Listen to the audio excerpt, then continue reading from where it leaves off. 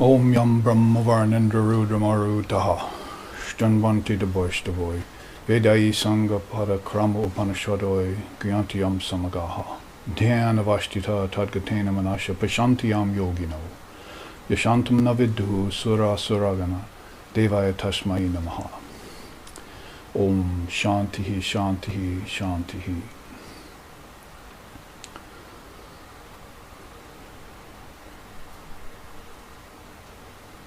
We offer our eternal salutations to that one who is the truth of life and existence, and whom the saints and sages call by various names. Our eternal salutations to that one whose glories are sung in the various scriptures of the different religious traditions of the world, but whose infinite and undying grandeur no mortal mind can comprehend. Our eternal salutations to that one upon whom the devotees meditate in the shrine of their hearts, realizing an ineffable presence in their deepest contemplations. May he prompt our minds toward the path of truth and righteousness. May she reveal herself into our souls and dispel the gloom of death, fear, doubt, and darkness. Om, peace, peace, peace.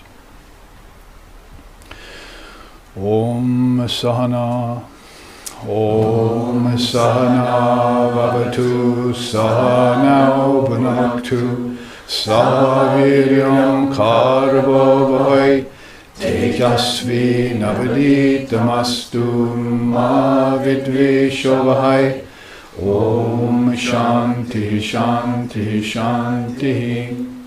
May Brahman, the reality, protect us. May Brahman sustain us. May Brahman illumine our thinking process. May we not find fault with each other, with the world, or with the teachings. And may what we study be a source of inspiration to us eternally. Om, peace, peace, peace. May peace be unto us, and may peace be unto all. Om Hari Om.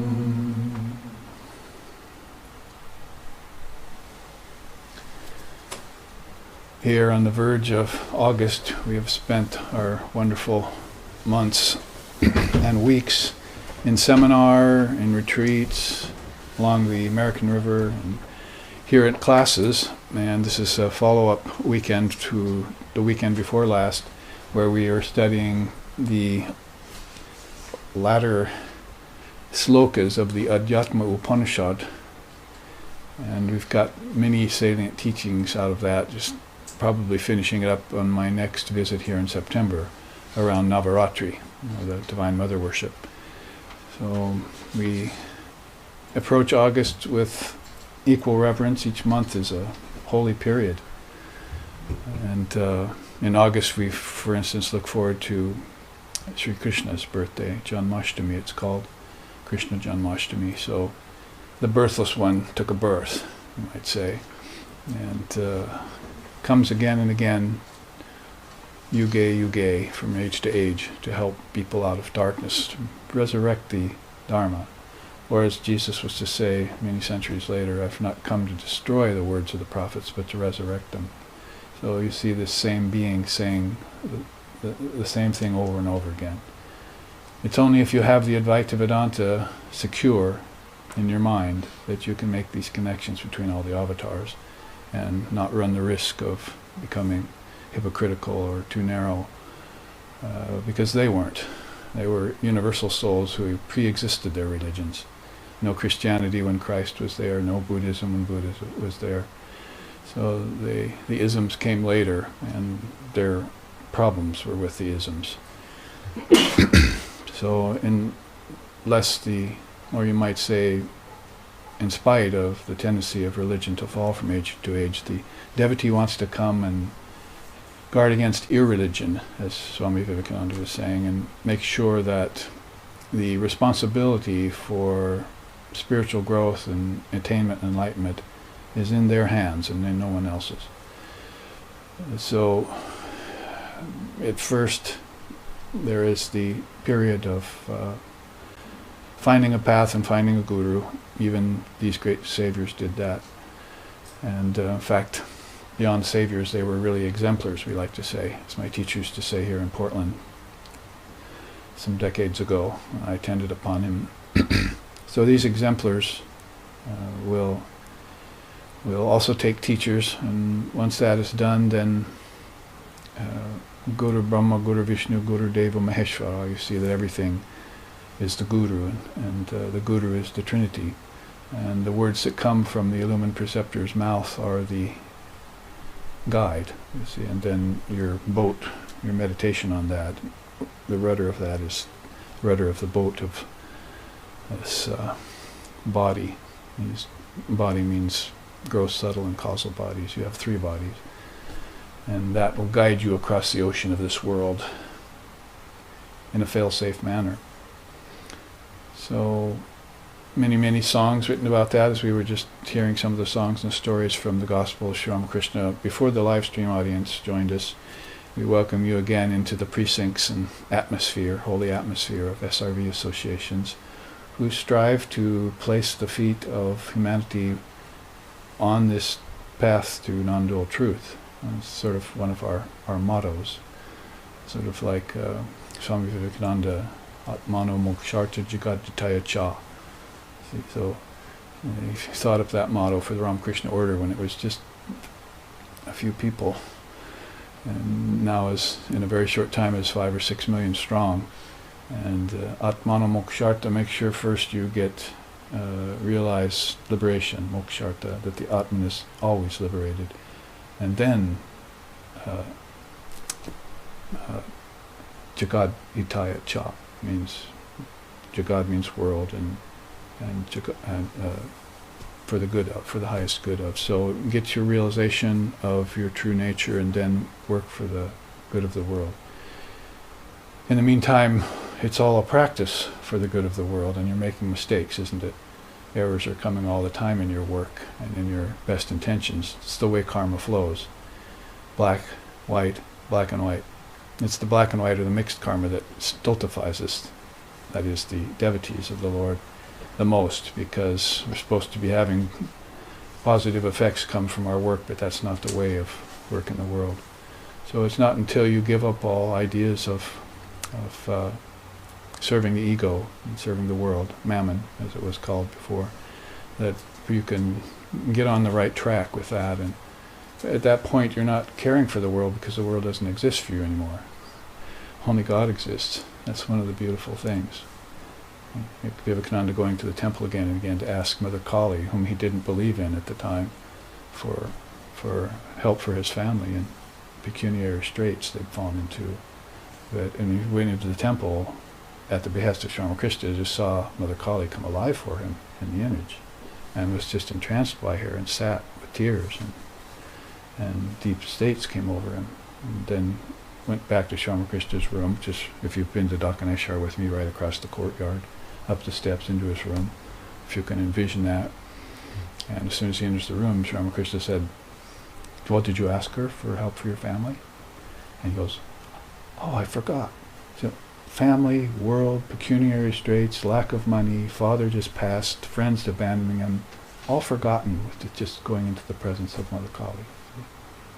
The worst things to him minutes earlier had been forgotten. This is how the Lord affects you when you see God face to face. As Mahatma Gandhi said, when we see Sri Ramakrishna, we see God face to face. So his great messenger, we sometimes think of him as Hanuman, jumped the ocean again in the form of Swami Vivekananda in 1893 and brought us this Vedanta. V, see, V for victory, right? V for Vedanta, and V for Viveka too. We were talking about Viveka yesterday, the distinction, and making the distinction between the real and the unreal. That's the one superlative move every soul must do in order to be able to call himself authentically spiritual, or say my foot is actually on the path, is that I've renounced the world because it's not real. Because when I went into deep sleep, it went away. When I died, it went away. When I was in a good meditation, it went away. And when I had the blessing of seeing the form of the Lord in front of me, like Arjuna did with Krishna, it went away. how real can it be then if when the reality shows itself to you, or formlessness if you want to say that all of form disappears as if no significance to you, as if inconsequential. Beside the point. See? So get thee behind me, all those things. And let me see the face of the Lord all the time in all things that I do, everywhere and in everything. Or as sometimes we sing it beautifully. Thank you for dropping the flower.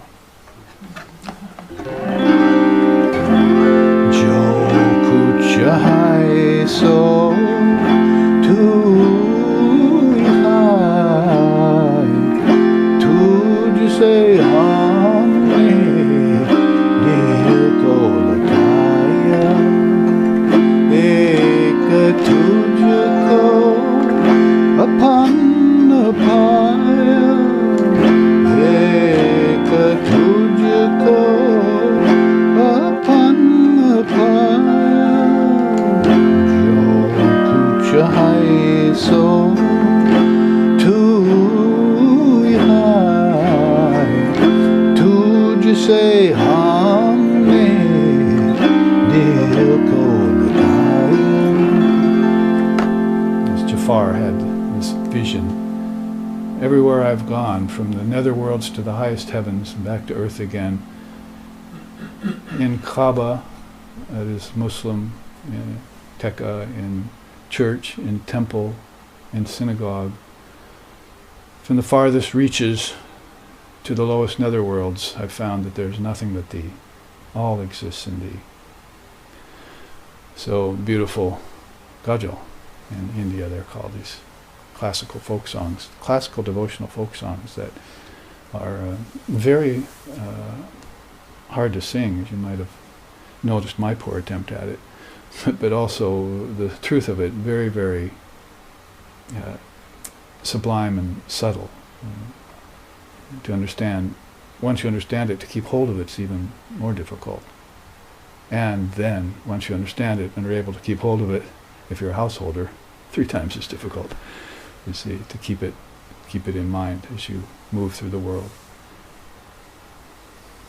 Sri Ramakrishna had several stories for that, basically, that there's a wedding processional flows across the city and everyone stops, gawks at it, all the splendor and everything. And there's this one man with a load on his back. You see, everyone else is free of loads and they're just enjoying it, but he's got a load on his back and he's watching it like everyone else. So that's the householder. They have children, wife, spouse, husband, money, worldly affairs going on, and they have to try and keep their balance in the midst of all that, and in the face of all sufferings and joy, mock happiness, transitory bliss, that kind of thing. And still, so they're holding a load while they're watching this beautiful procession that comes as a vision every once in a while to all beings. We were talking about that last night, the difference between samadhi, a devotional bhava, and a vision. The first two being more or less rather earned by your sadhana. Of course, everything happens by grace, but you have to make yourself ready for grace.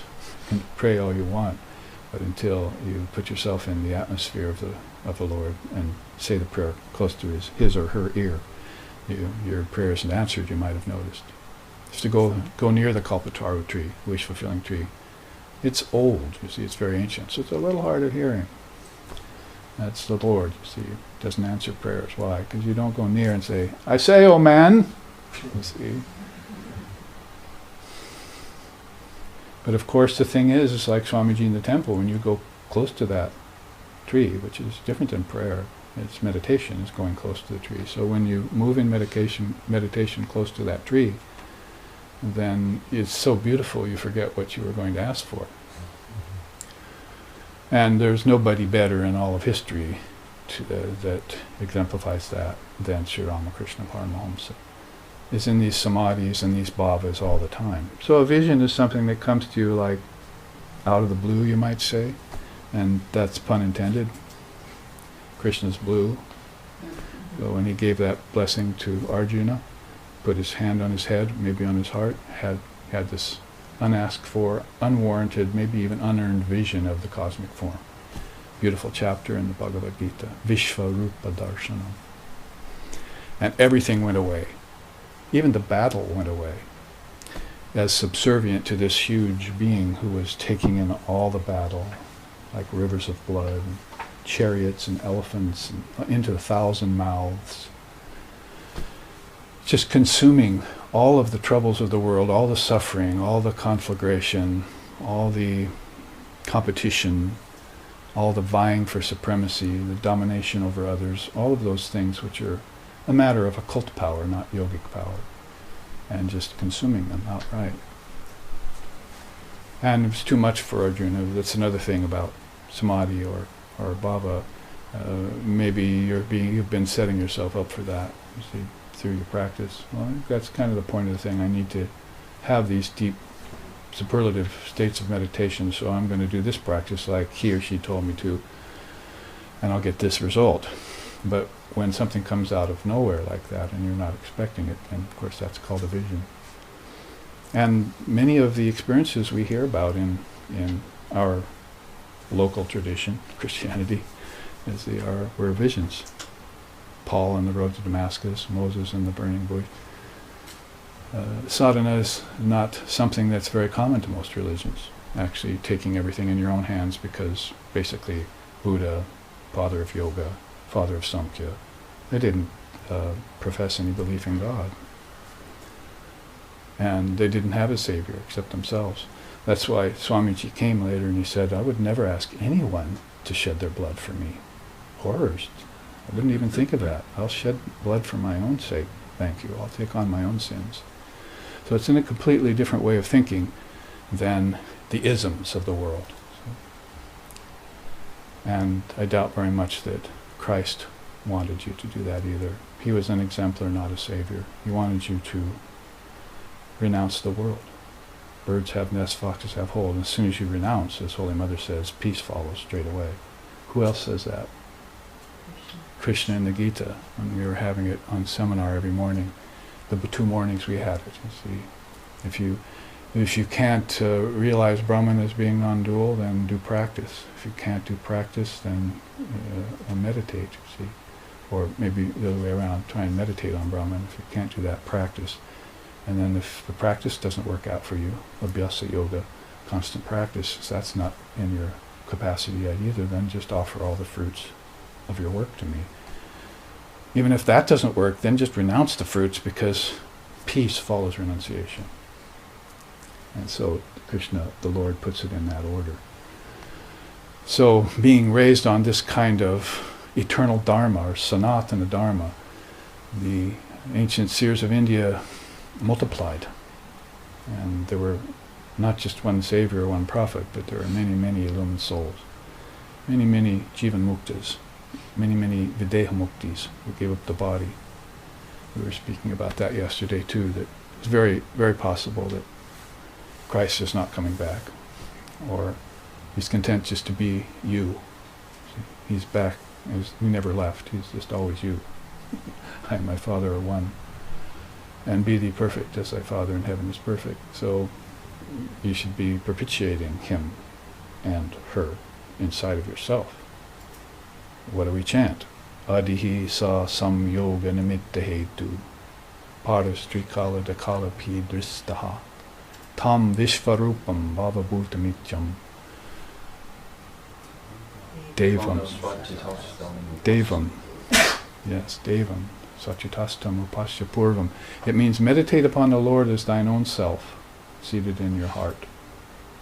Right there you've got the whole essence of it, you see.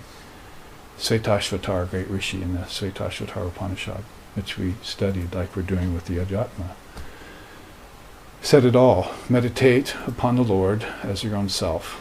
So that cuts away the line of demarcation between you and the so-called Lord somewhere. And then the location in your own heart. See? So it's all within you, within you. Kingdom of Heaven is within you. The Lord is within you. Never said anything about it being outside. In fact, the outside he told us to renounce. They all did. So, how do I renounce? I have to become a monk? Sri Ramakrishna clarified that age-old doubt when he was in the body. Yes, the householder must renounce in here. The monk out there and in here, both. So you go about your work, as he was saying when we live stream audience joined us, you go about your work as if an automaton, Sri Ramakrishna said, a machine. You're just moving around among houses and jobs and bosses and children and family and everything, doing your work as meticulously as you can, but your attention is fixed upon the Lord and only the Lord. Hopefully 75, 80, 90%, or 15 increments of your mind, and the 16th increment is fixed upon the mortar and pestle. I'll share that with the live streaming audience. We were just reading about the woman. She's husking the rice with a machine. There's a wheel that's going up and down with a stone. You see, she's pumping it with one foot, and the thing is going up and down and crushing rice, and she's scooping the rice out and separating the wheat from the chaff right there. Meanwhile, she's nursing her baby with this arm. And here she's talking to the customers, pay me what you owe me and I'll give you this rice. So everyone always makes the wrong answer, and I say, well, what's the most important thing she's doing? Nursing the baby. No, baby's inconsequential. She can't raise the baby if she damages her hand by not watching with 15% of her mind that stone coming down. So she has to be very careful of that, because then everything will fall apart. Her job, her income, her ability to eat, to produce milk, to feed the baby, and the baby will die. Everything will come to death. See? So this is why Dharma is more important than anything else in the world. As you learn to live, ideally it would be nice if you learned to live that first before you entered into the world. But of course we know the world in this day and age is not like that.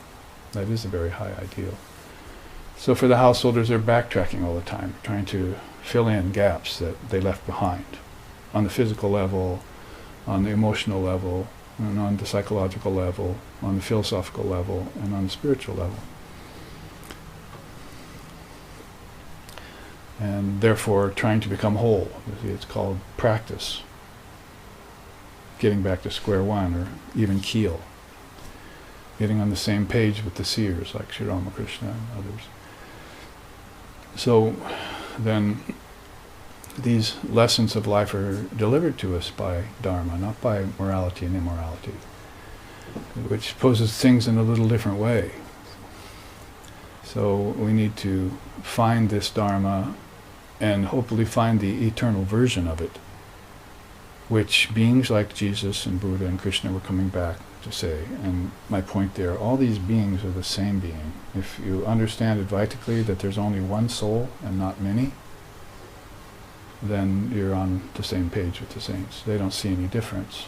And you hear that teaching, no difference between saint and sinner and black and white and male and female. You hear that all the time, but the real implications of it are missed. Is that you shouldn't be concentrating so much on making things the same as realizing that they are the same. And that's the one little subtle string that runs through the pearls of your life, of your lives, and which is always forgotten when you're reborn and when you die, those crucial moments. The bardos, Tibetans call it, kick in, you see. So, as Vivekananda put it, coming and going are all mere nonsense. We were saying last night over our meal. Coming and going are all mere nonsense. Where's the time when your soul will come when all of time is in the soul? See? And where's the place it will go to when all of space is in the soul? So in this way, you turn everything into the Lord. Vivekananda said that. I want to make everyone free as the air they breathe, until they realize that everything is the Lord, all is the Lord.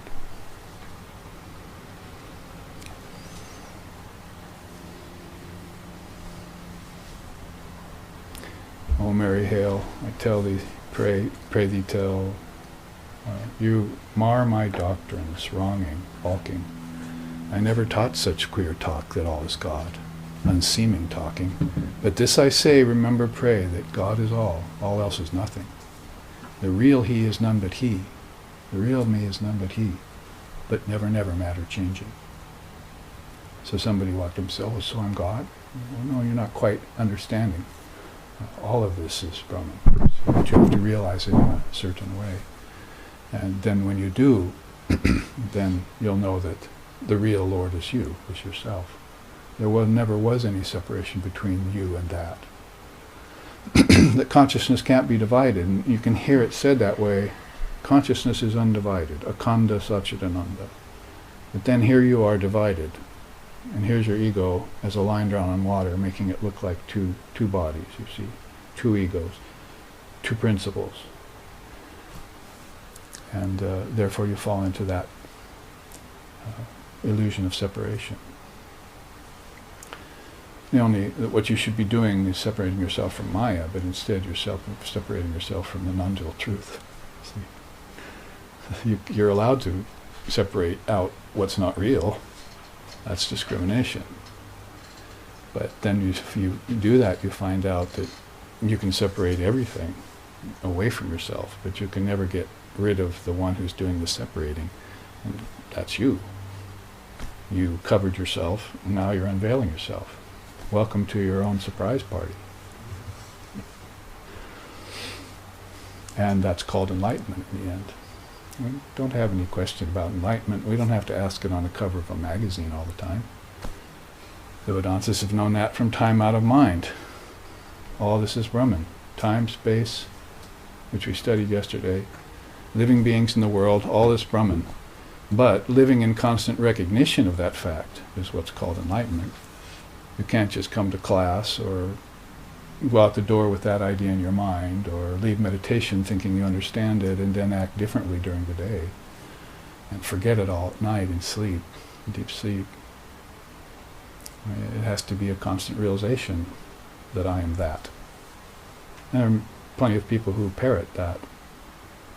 Parrot says the mantra hundreds and thousands of times a day, Sri Ramakrishna said, and the householders only say 108 times. But when the cat gets the parrot, it just cries out its death squawk. See, it doesn't say the mantra. So the householders are practicing this, you see, and preparing the mind for death. The minute we're born, we're rushing towards death, Vivekananda said. So everything is a preparation for that seeming death of the ego, the death of the false self, and the emergence of the true self from behind it, which was always there. And that really gets to what we want to talk about today in these slokas of the Adhyatma Upanishad. It's the unchanging nature of Brahman despite everything that changes around it. And so we have, after we looked at time and space, I meant to sing you this song to end these two charts. We looked at the 5 songs and I'm seeing levels of space, akasha, and then this concept of time in kalpas, in cycles, the wheels that you want off of. Somebody finally calculated this with a calculator that was more advanced than mine yesterday, because when I tried to, it just said error, error. So it ran out of digits and zeros. It's something like over 3 trillion. If you look at the lifetime of Lord Brahma. So 4 billion years or so would be 1 day of Brahma, Lord Brahma, and then this night would be equally as long. So this is really not to wow the mind or even to put it in a state of overwhelm. It's just to say, oh, I see, time is just infinite. Space is just infinite. It's like saying everything is, nothing is not. Nothing doesn't exist. One of my scientist friends, who's also was a monk, Vedanta monk for a while, had that on his t-shirt. Nothing doesn't exist. There's no such thing as nothing. Because if there is a nothing, then someone had to come back and give it a name.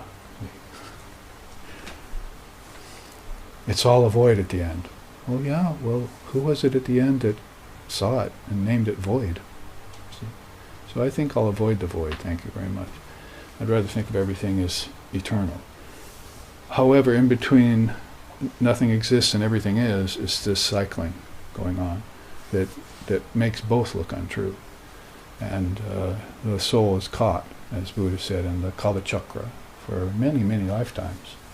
So you see, if you're looking about America, 3 or 4 lifetimes, maybe you look at Europe back to 2000, you could have several hundred lifetimes. You look at older countries back to the cradle of civilization, you could see how many lifetimes you could have, but in the 5 million march of the hominidae, that is, after you got over yourself being a monkey and an ape, you see, and you actually turned into a human being, then how many lifetimes could I have from there in those several million years? And you see, it doesn't work on the physical level to say I've had thousands of lifetimes. You'd only have to know that you have a subtle body, and when you dropped the gross body, you took on a subtle body, and you took on a gross body again. That subtle body is called the mind, and that mind can produce as many bodies as it wants, and will, as long as desires aren't fulfilled. All the religions pretty much concur on that. Desire is at the hub of all problems. So to fulfill desires is possible in the Dharma, but to satiate the desires in the world is not possible. It's like pouring gas on fire.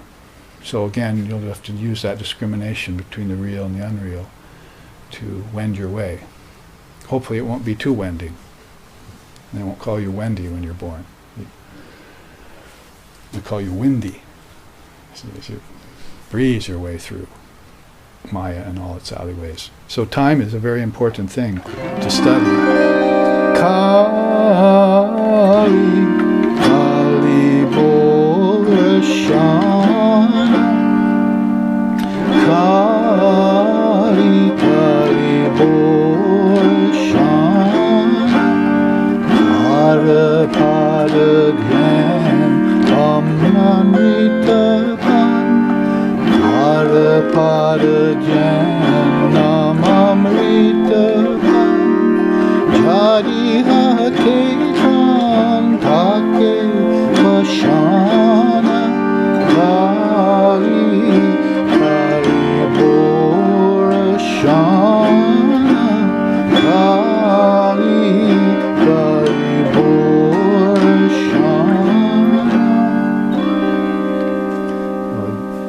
Ram Prasad, whom we were just listening to before the class started in the Gospel of Sri Ramakrishna, says, O blissful self caught in mundane preoccupations and diversions and vain pursuits, utter the sweet yet powerful name of Kali, the divine mother of this infinite universe.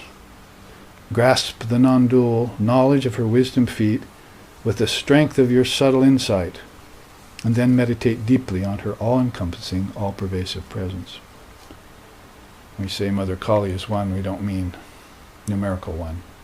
We mean all-pervasive one. Cannot be divided. Was never divided in the first place.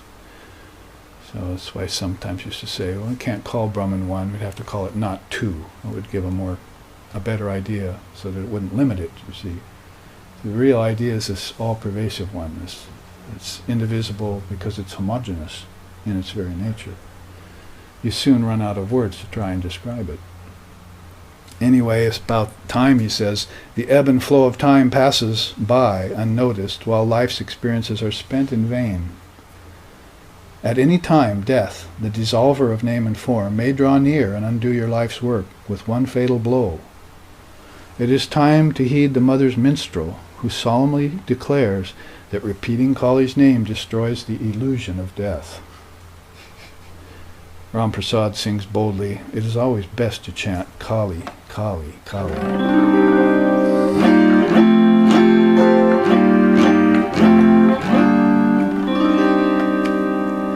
So the mother's minstrel wrote many, many songs like that, composed many, many pieces to Mother Kali, and also Mother Durga and Mother Tara, as if those three goddesses are all the same goddesses. As we're saying, all the prophets and all the avatars and so forth, incarnations are all just one consciousness, like taking cookie dough and different shaped cookie cutters, see, creating forms with it, but they're all made of the same dough. Or Vedanta says, like gold elephant, gold ingot. So you've got this elephant made of gold, and you've got this little tiny piece of jewelry made of gold. It's the same gold. Or clay elephant, clay jug. See? So the idea is that no matter what the size and the appearance of the thing, it's all one essence in it. So from the non-dual philosophy, you can make sense out of these seemingly impossible conclusions, siddhantas. And Durga is the one who makes that possible. She says, the aspect of Mother Durga is, she's a song about her, she takes two rocks and smashes them together, and what's left over is reality. So one rock is called form, and the other rock is called formlessness. She takes them both, obliterates them, and then rejoices in what's left over, whatever that is, which is indescribable. Told you yesterday about the pots, 24 of them, which is basically earth, fire, ether, water, air, tasting, touching, hearing, smelling, seeing, the 5 subtle elements in dream, the 5 tanmatras, and the fourfold mind. All these 24 cosmic elements that Kapila gathered so nicely that all the systems after him utilized for their particular teaching platforms are like 24 water pots, and the sun's reflecting in each one of them. So you're trying to find the real sun. So Sri Ramakrishna is telling you the story. You take a rock and you start breaking them one by one. Oh, I guess it's not earth. I guess God isn't earth. Oh, I guess it's not water either. It's not fire. Oh, it's not tasting. Oh, I see, it's not even my ego. You break them all, you see. Neti style, shunyata style. And then all of a sudden you realize there's this last one and you break it, and then what's left over? What? No. Sri Ramakrishna would say, what's left over is what is. Yeah. You cannot describe it at that point. So you're maybe looking at another sun, but how many suns are there up there? You might say. Trillions? Billions? You want to replace one vague concept of reality with another vague concept of reality? No, just what is left over. So this is this idea of smashing two rocks of philosophical concepts against each other and just living what the result of that is. And they call that the eternal moment, the suspended breath, the winged carrier of consciousness, the devourer of death, the fire of yoga, the waters of existence. Many beautiful names for it. Ekam Sat Vipra Bahuda Vedanti. One goal, many paths leading to it. So, time, we wanted to let you know about time as we leave these two charts, which put side by side for the first time and in color, are very convincing. Now, we were really studying slokas, restudying 50, 51, 52, and in 52 it said, just as space is undefiled by the smell of liquor, though it taints the air in the jar, so too the self is unaffected by the impurities of its adjuncts. When I say impurity, you take those same 24 cosmic principles, see, from cosmic mind, prakriti, cosmic mind on down, all the way to the element earth. And we were calling those 24 jars. Well, here you can be thinking of it as Shuddha, Shuddha, and Ashuddha. Because when India talks about impurities, you see, they're not so concerned about your morals and your immorality and morality, because sin and virtue and vice are always coming and going. Even when you manage to be virtuous outside, your mind is still sinning in its thoughts, because the mind has both of those in it. So you cannot get rid of dualities, or let's say you cannot get rid of them till you do actually transcend dualities. And then when you've transcended dualities, you realized and look back that the very mind who had dualities was a cosmic principle itself. So it wasn't ultimately real. You were the reality. And so part of that is this jar not being affected by liquor. I mean, not the jar, but the self not being affected by its adjuncts, which are the jar and the air around it, in this case.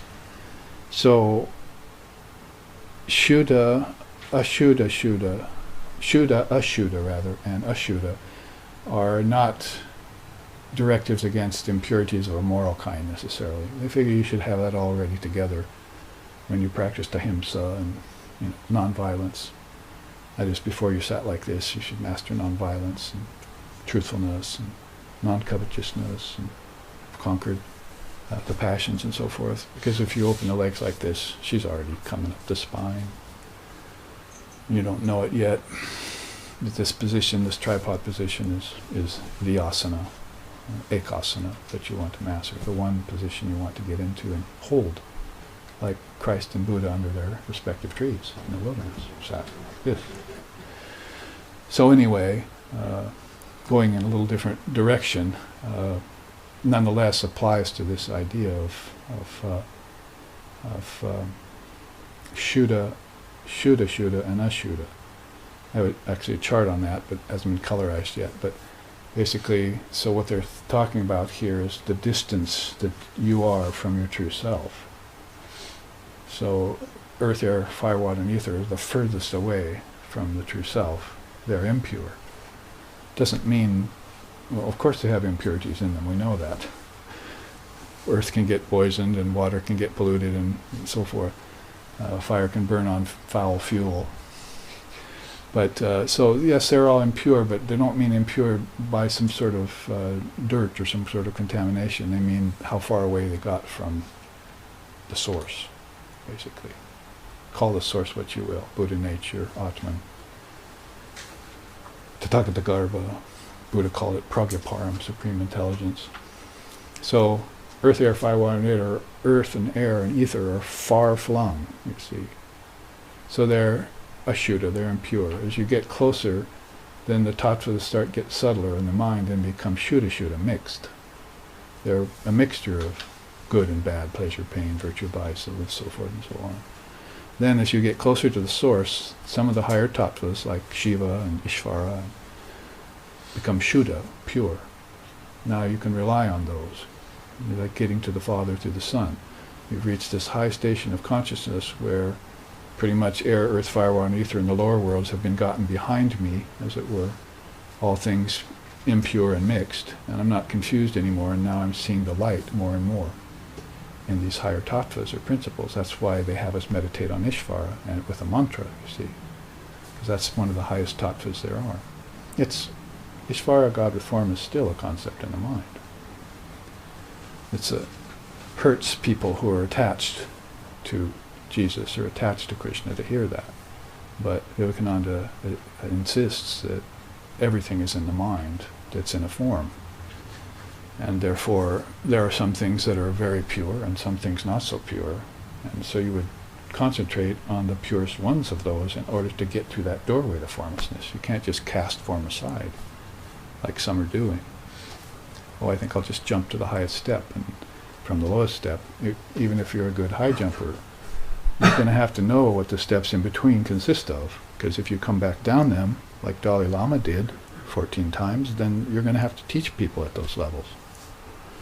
Sri Ramakrishna said the 7 chakras opened up to him, and in each chakra there are millions of worlds, and there is a presiding deity saying, come into my world, come into my world.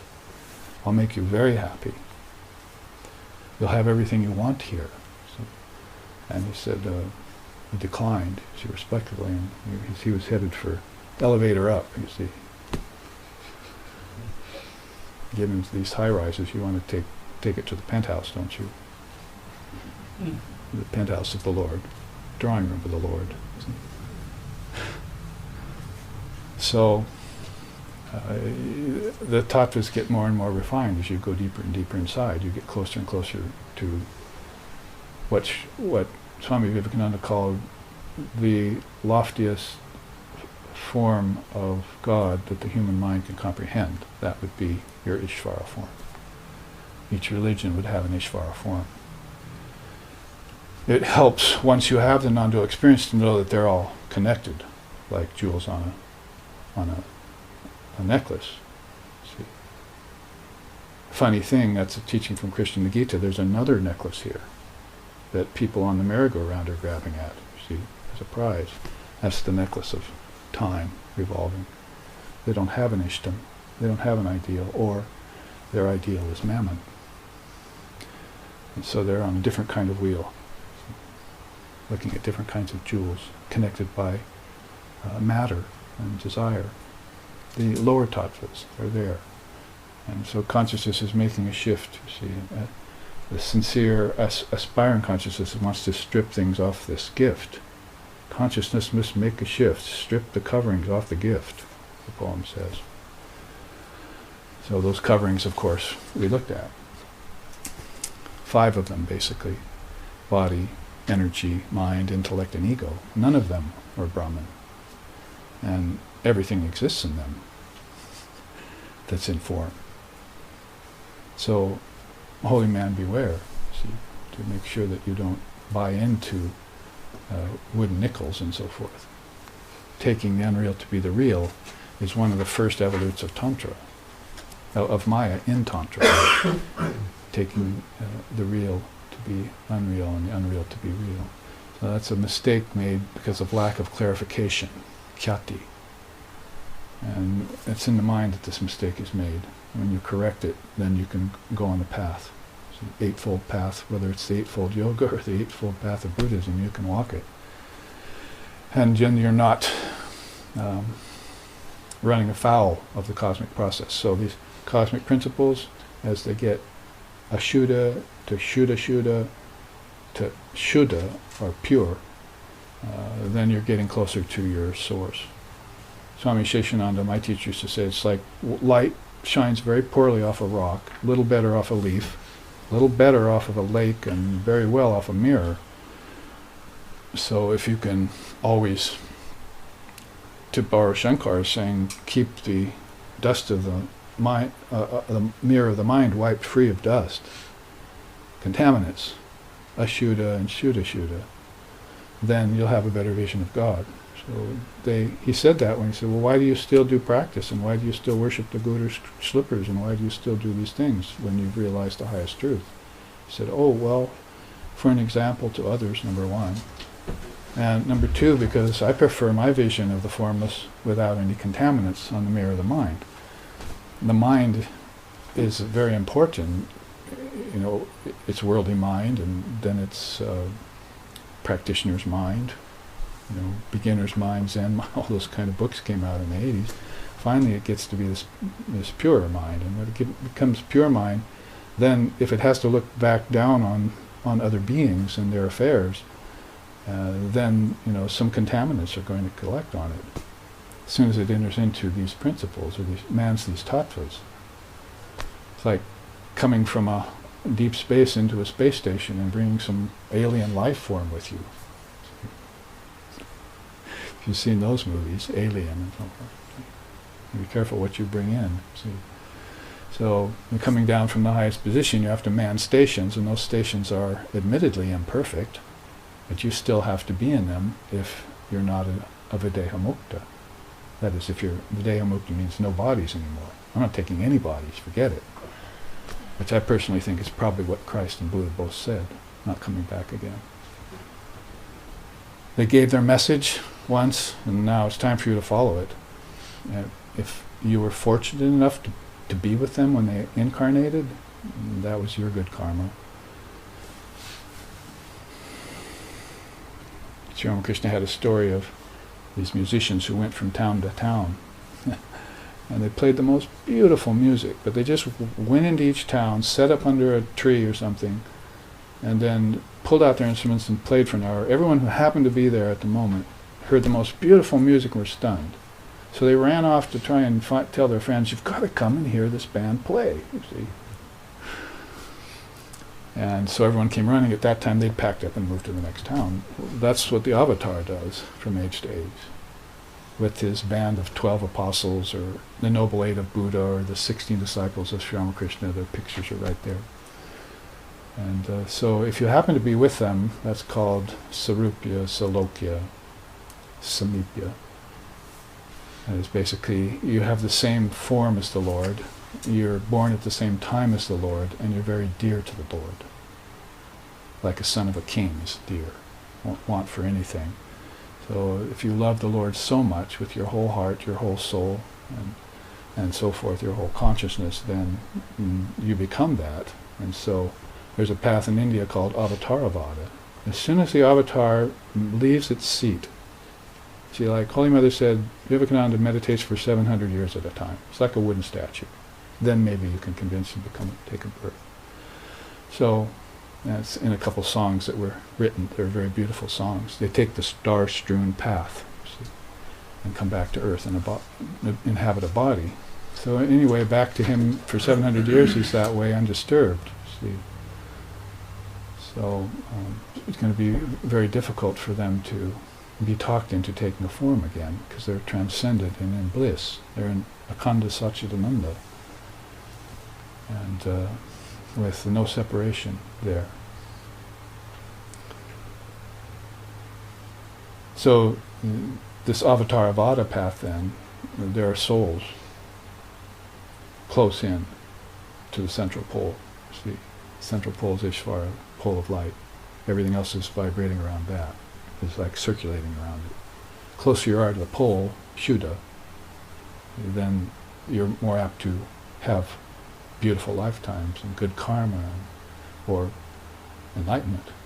The further away you get from that orbit, in orbit from that pole, the more dicey it is, the more risky it is, till suffering is out there in the darkness, you see.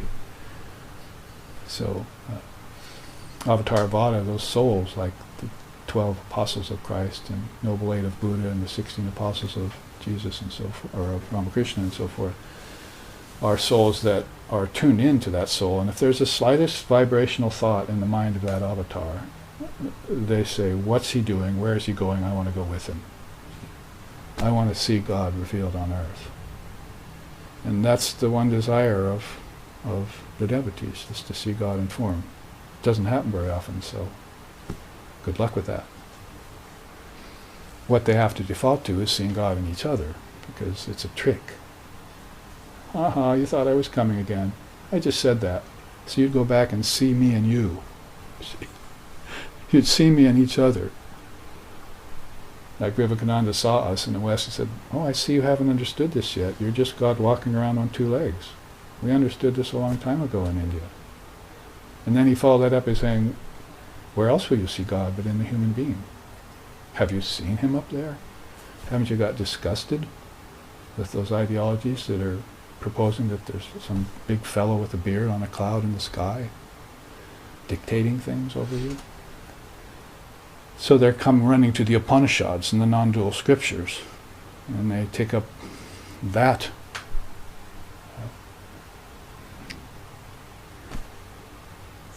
quest and try and reach the non-dual truth, and then they don't have to come back to earth to wait for God to come into form again. You can see God all the time, whether they're in a body or whether they're not. They've become that. Those who meditate upon Brahman become Brahman, Upanishads say. And that's exactly what happened under the tree to Lord Buddha and Jesus Christ. I and my Father are one. I am the light of the world.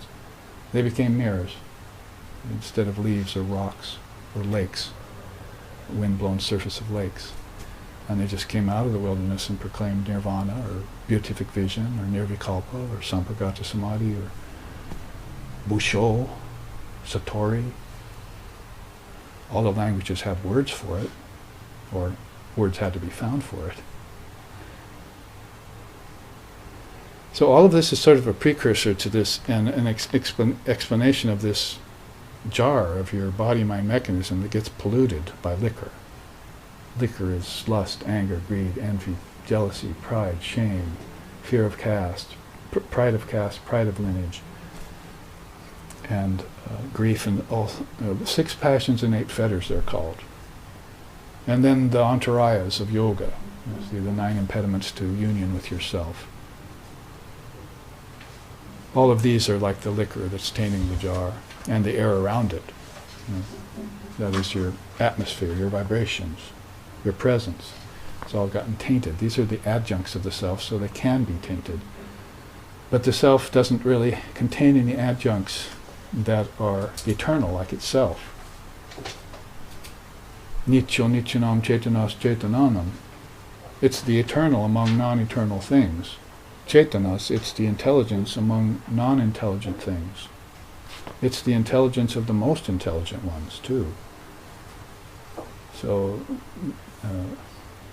that's the one reality amongst changing things, that you made that separation to find. because it had become an admixture, right? Mammon had gotten in with the religion of the day. That's why Judaism eventually fell so hard, because they'd start mixing mammon with the Lord. It happened to every religion. It happens to every religion in time. That's why we study time and space from a different angle than science does, or Western savants do. Not so that we can understand what's pretty much impossible to understand, but so we know what kind of wheel we're on here, and we can get off it. Get out of the river and sit on the banks get some respite, get some peace. At least get some peace. You need peace of mind first and foremost, she said.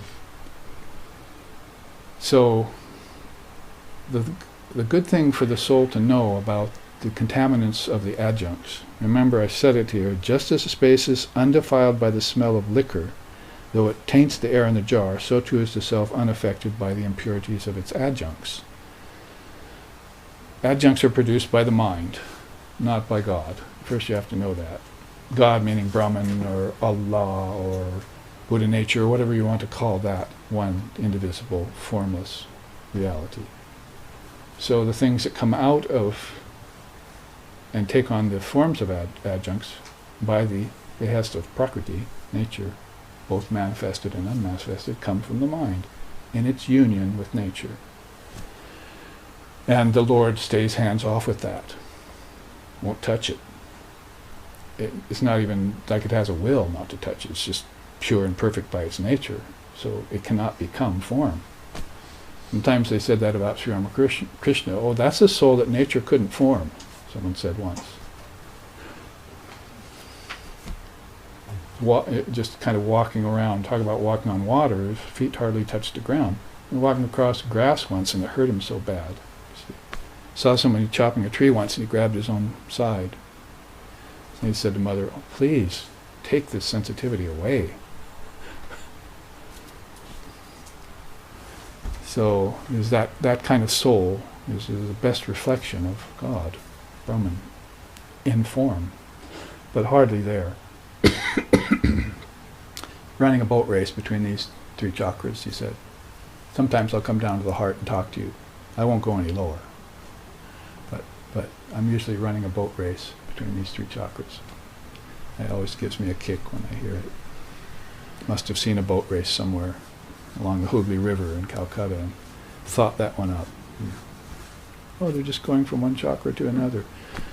Along a nadi, the river was a nadi to him. You see a vein carrying energy, and the souls were those energies. And so his eyes looking at something completely different. You see, in order to see God, you have to have divine love eyes and love ears. And that's what Krishna gave Arjuna on the battlefield. You cannot see what I'm going to show you with the senses. I need to give you subtle senses. Here, pow. And his consciousness shifted in man's subtle senses and he saw the vision. It's just a shift of your own consciousness. And it's not going anywhere. It's your consciousness and it's one indivisible mass of pure conscious awareness. You're just projecting yourself into different levels of it, if you can. And the one who's doing the projecting is the witness. Oh, I think I'll guide you here. Oh, I think I'll guide you here now. Oh, you have to go to hell, sorry. But whether I go to hell or whether I go to heaven or the far reaches, I go to the Kaaba, the church, or the temple, or the synagogue, it's all one Lord. See? All one reality I see everywhere. So amidst these apparent defilements that happen in nature and that happen to the tattvas, that is principles like ego, mind, intellect, and so forth, the soul looks on as a witness and does not get changed whatsoever by what things are happening to its adjuncts. So that's what we have there as the first law, isn't it? In these 5 laws. These 5 laws, very Samkhya flavored, but I've actually sort of made an amalgam of the laws of Samkhya, Yoga, and Vedanta for these.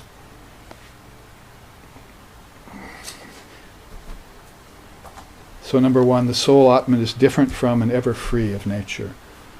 these are essential facts that you should contemplate. So that's why they're given, so you can take them in as you would a Zen koan.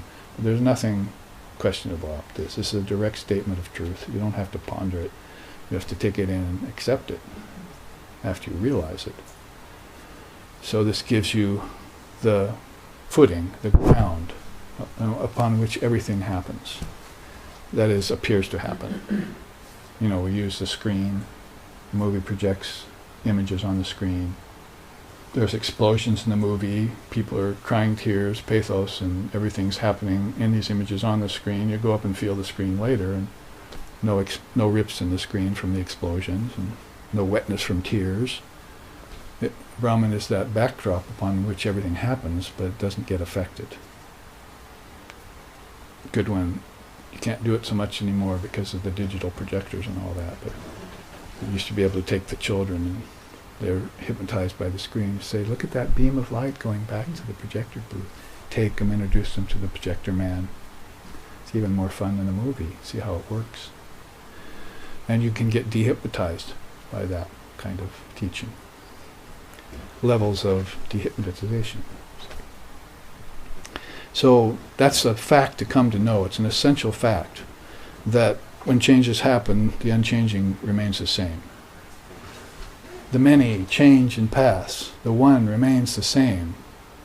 Life is a many-colored dome that stains the pure white light of eternity. By Shelley said something like that, I'm paraphrasing. The many change and pass. The one remains the same.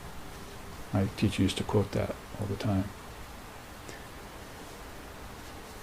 2, all of nature has come out of the soul, and as it does, no change takes place in the soul.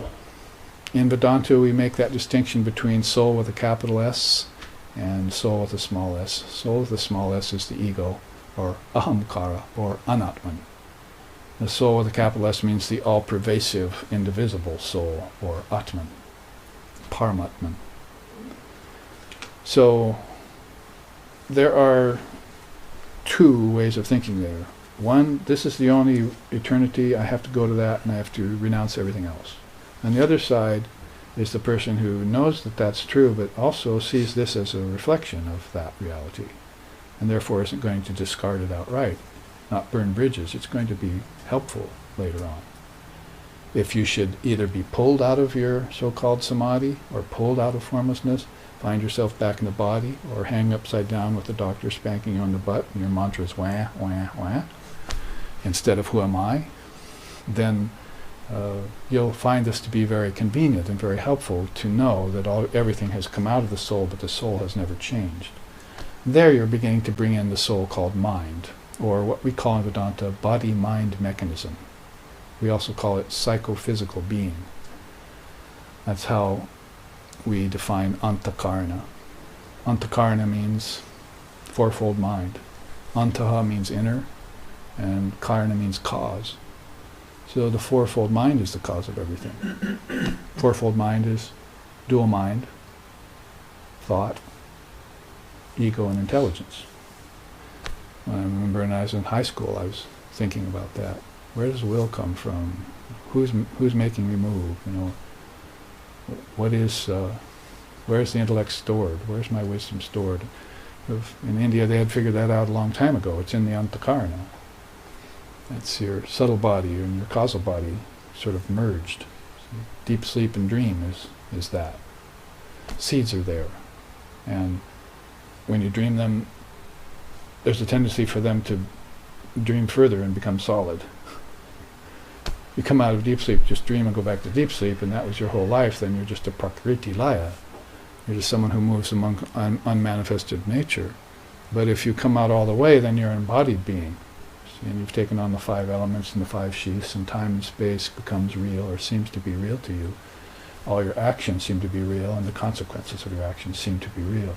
You begin to think that suffering is real when it's not. You begin to think that evil is real when it's not. That's why you should resist not evil, because if you resist it, you make it more real, when it never was real to begin with. There's a beautiful sloka in the Advaita Gita. It's Pramadana na sandeha kim karishyami vrittiman. Utpatyante vilyante buddhischa yata jale. Ignorance is not real, so how can it cause you any real doubt? He starts off saying. Therefore, what should I do? What should the yogi do with all these projections of the mind? Because he has them like everyone else does, but the yogi just lets them rise naturally. At the end of the day, dissolves them all back like bubbles into water. Buddhischa yata jale. Jale is water. Buddhist bubbles, even sounds bubbly, doesn't it? So that's the difference between the seers and most of the rest of the world, is that at the end of the day they dissolve everything that happened to them back into reality, back to the source from which it came. Why? Because it's not real. And you start believing it to be real, it becomes real. Then you get flummoxed by it. So you get confused and you suffer. Clarity leaves you. Religion declines. Objects become real, and you want them. Your desires are the flames of your desire are fanned. It's a ninefold road to ruination that Krishna talks about in the Gita.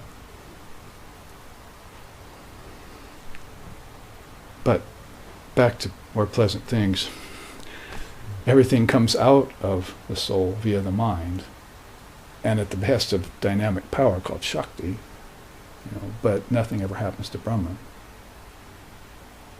When fire burns, heat is inherent in it, right? But the fire doesn't get affected by the heat. You see, they're one and the same. So the dynamic power is one with transcendent reality, like water and its wetness. You can't separate them.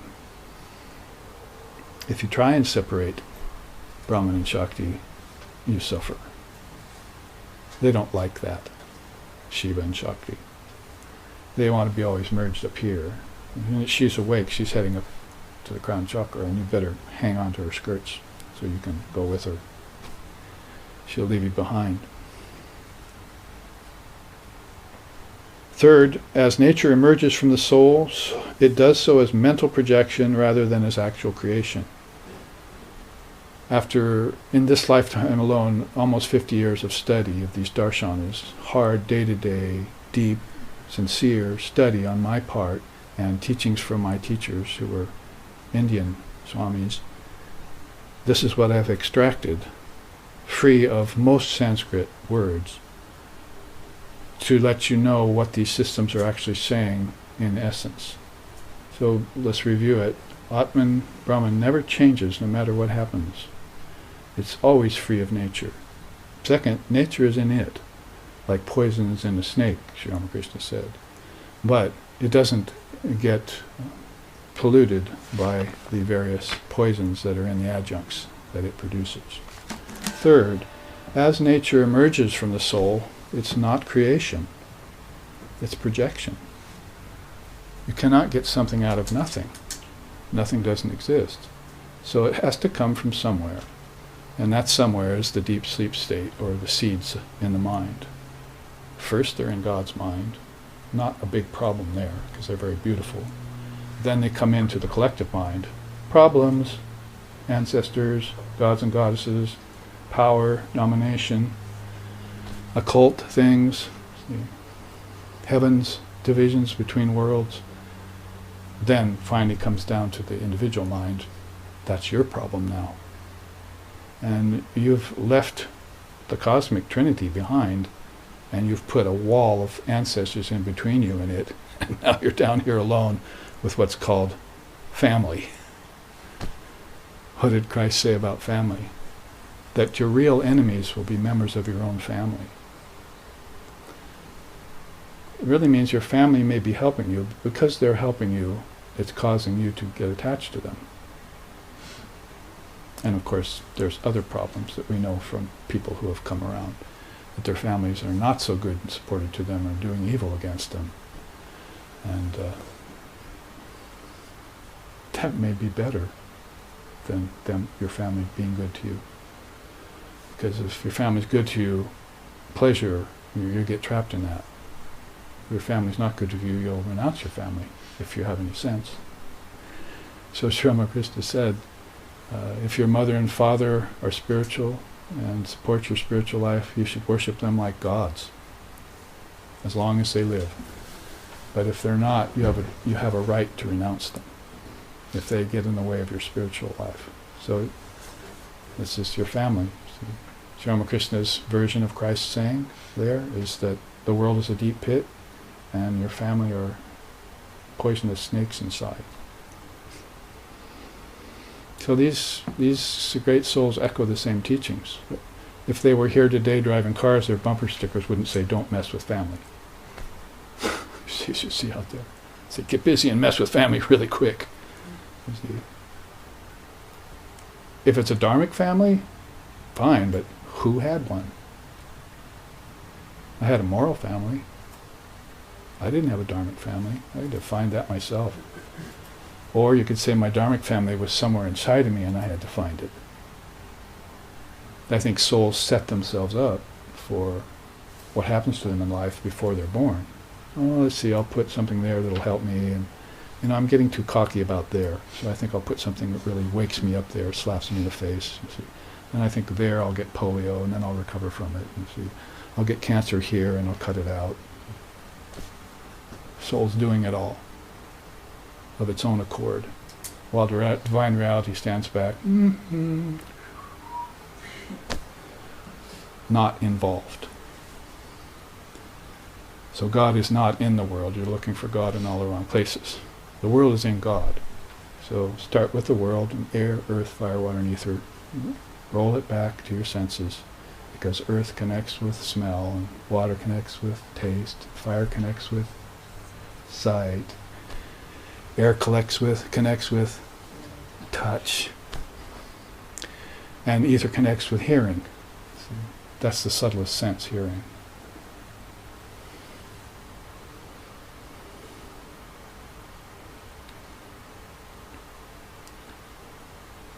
But Sri Ramakrishna used to say, it's not enough just to hear about the Lord.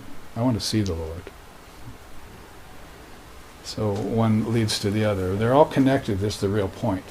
And then you have to make these connections if they've become disconnected or eroded and the prana is not flowing along them anymore. Well, this is part of what we mean here. Mental projection is at the behest of prana, and it's helping you fly on a dragon bird from place to place inside of yourself, in dream, in waking, in deep sleep, heaven, earth, hell, in-breath, held breath, out-breath, outer, inner, and transcendent, individual, collective, cosmic, always shifting these three basic states of consciousness, Bhur, Bhuva, Swaha, and until it realizes it's ever free, never bound, and it can quit dreaming, and I don't think I'll move anymore. Like Swamiji in 700 years of meditation, like a wooden statue. I don't think I'll move from this place ever again. Like Buddha for 48 days in the forest. I don't think I'll move ever again from this place. World weary, call that. But based on these precious dynamics, there are souls who have realized the emptiness and futility of the life and actions in the world, and they've given them up outright without knowing this secret. These other secrets, that if you want to take it back or need to take it back at some point, you need to know where it originates from and how it originates. Which is why Jesus was talking to John. In the beginning was the Word was with God, the Word was God. And John meditated on that all his life. Ended up in a cave like a yogi, meditating on that.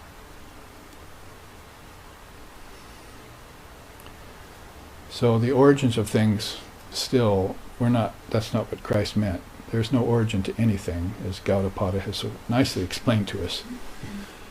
And the origin is just the origin of the first forms, first names. The seeds are the origin. But in Brahman they found there to be no seeds. The seeds were coming from your deep sleep state, not from Turiya. Because the Om is A-U-M, right? The little tail on it, and then there's a little one-eyed smile there, which is Turiya, which has nothing to do with these three. So it's not touching waking, dreaming, and deep sleep. Behind those states of consciousness is this turiya state in which you are your true self. Nameless, formless, birthless, deathless, timeless, and free from all adjuncts and the poisons that happen to abide in them or form in them as karmas when you take them on. Very difficult to man the tattvas and keep them from accumulating the smell of the world, smell of worldliness. You go into a furnace room, you're all dressed for the party in your best whites, Sri Ramakrishna said. Oh, I forgot to turn on the furnace. Walk down the stairs. You know there's lots of soot down there. So you're very careful walking. You've got white shoes on. You walk across and see, touch the button. See, go back up the stairs, get to the party. Someone said, what's that black on your cuff there? You see. You got some soot on it, so that's how the seers feel about the worlds of time and space. No matter who comes here or how great they are, they always end up with a little soot on them. Thank God that soot applies to the jar and the air around it, but not to the self, which is taintless. And keeping that in mind, then they escape those little aberrations that happen to others, that others have such a hard time holding on to those abstruse truths for, say, 700 years at a time, or for 80 years of human life. So you see my point there. We could go into mental projection and have for a long time. The word is sankalpa. And Krishna says in the Gita, beware of the positive evil of samkalpa. Vishishta says the same in Yoga Vishishta scripture. This sankalpa is an evil that you have to be careful of. And Krishna is talking about it. Nobody becomes a yogi unless they give up sankalpa. The yogi is in union with Brahman, so it means you're not going to get into union with Brahman if you continue with your mental projections in time and space with the mind, which is impure, mixed pure and impure, and only occasionally goes to a higher tattva, you see, like Ishvara, and says, I think I'll be pure for a while. Which is why Holy Mother said, does God exist only when your eyes are closed in meditation, then cease to exist when you open them? God exists at all times, whether eyes are open or closed, is what she means. So that's this realization that you need to live in, breath by breath, if necessary, until you get the habit back of being one with Brahman. There are many bad habits, but there's one essentially good habit you should have. It means telling yourself all the time, I am one with Brahman. I am Atma Brahma. Aham Brahmasmi. Tattvamasi. Prajnanam Brahma, the four greatest statements in the Upanishads. So, if you know everything comes out of mental projection, you escape the problems of creation and creationism, whether they come from science or whether they come from creation-based religion. You escape those because now you know, no, nothing was ever created and it never gets destroyed. And that's true of Brahman, that's true of myself, my Atman, that's true of Ishvara, and that's also true of nature. It only appears to get destroyed, but when it gets destroyed, it goes back to its seeds and comes around again in the next cycle.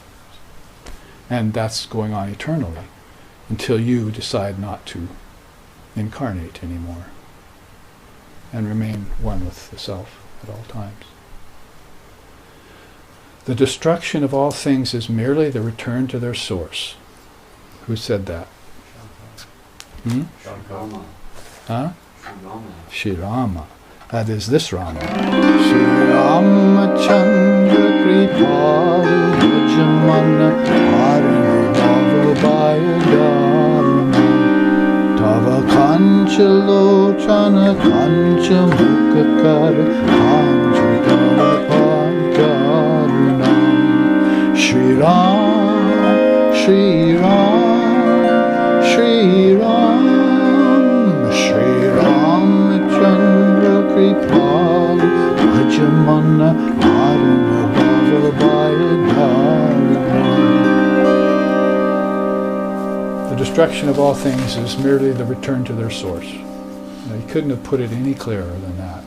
So basically there is no creation, preservation, destruction. There's just one eternal entity. See? Indivisible, without boundaries, all-pervasive, and it's true of all four of those things we just mentioned. Brahman, the reality, the Atman, yourself, and nature and Ishvara. They're eternal, all of them. Two of them cycle. One of them appears to cycle, and the other one doesn't cycle ever, basically.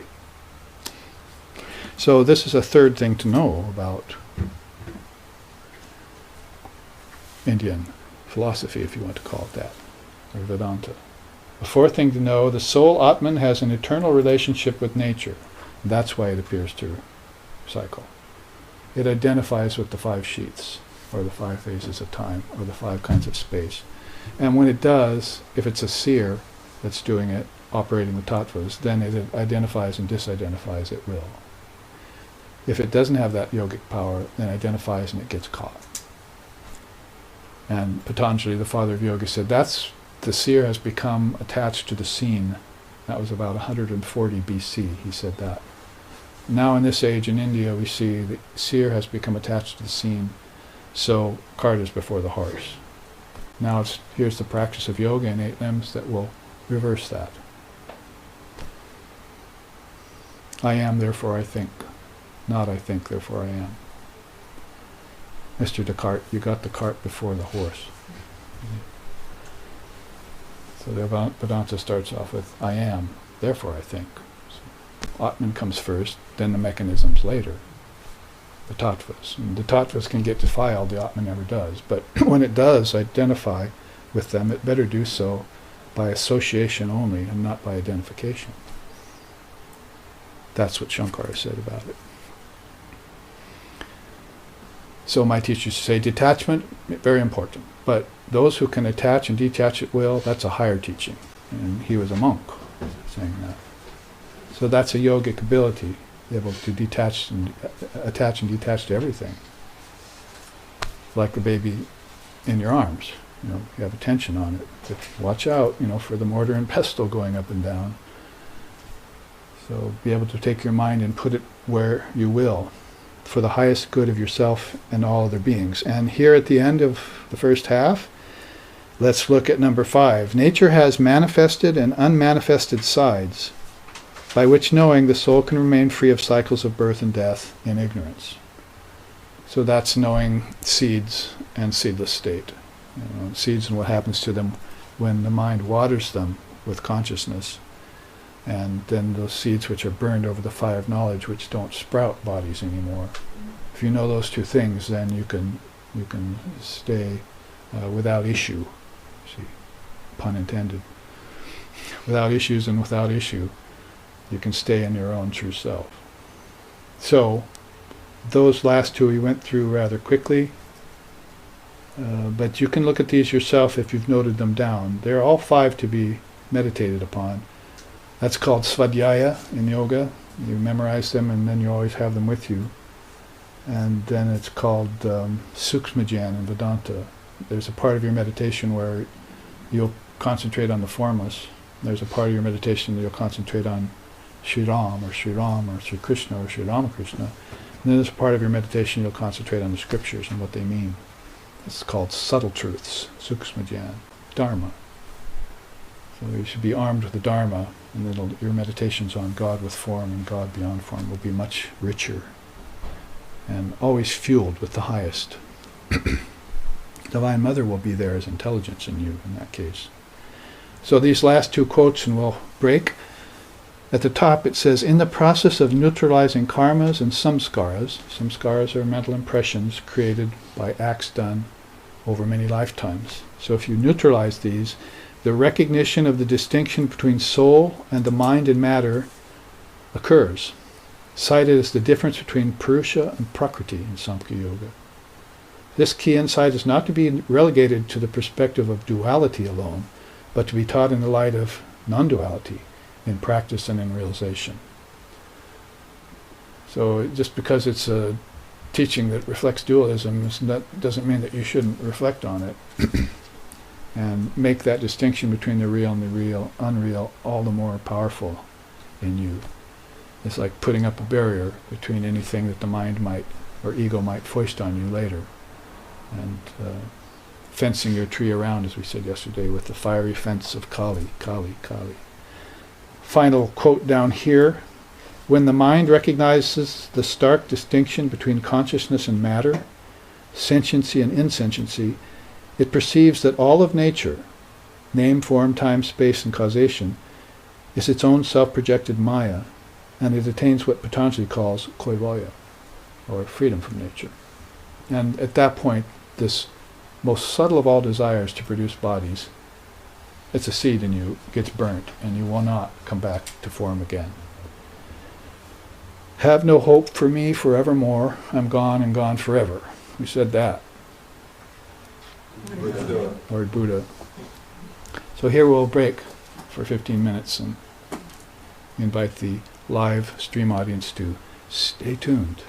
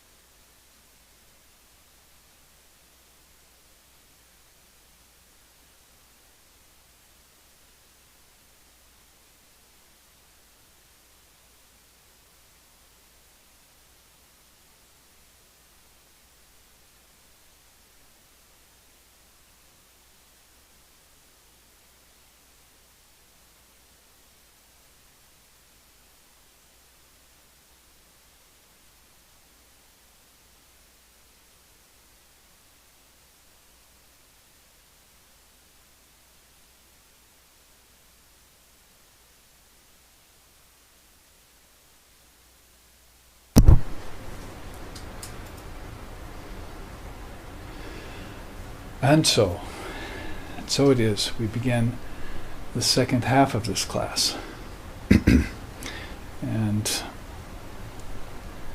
my first question to you, I know you're supposed to be asking the questions, but my first question to you is, do you know these 5 essential facts by heart? And can you shut your eyes and relate them to yourself first, and second to others?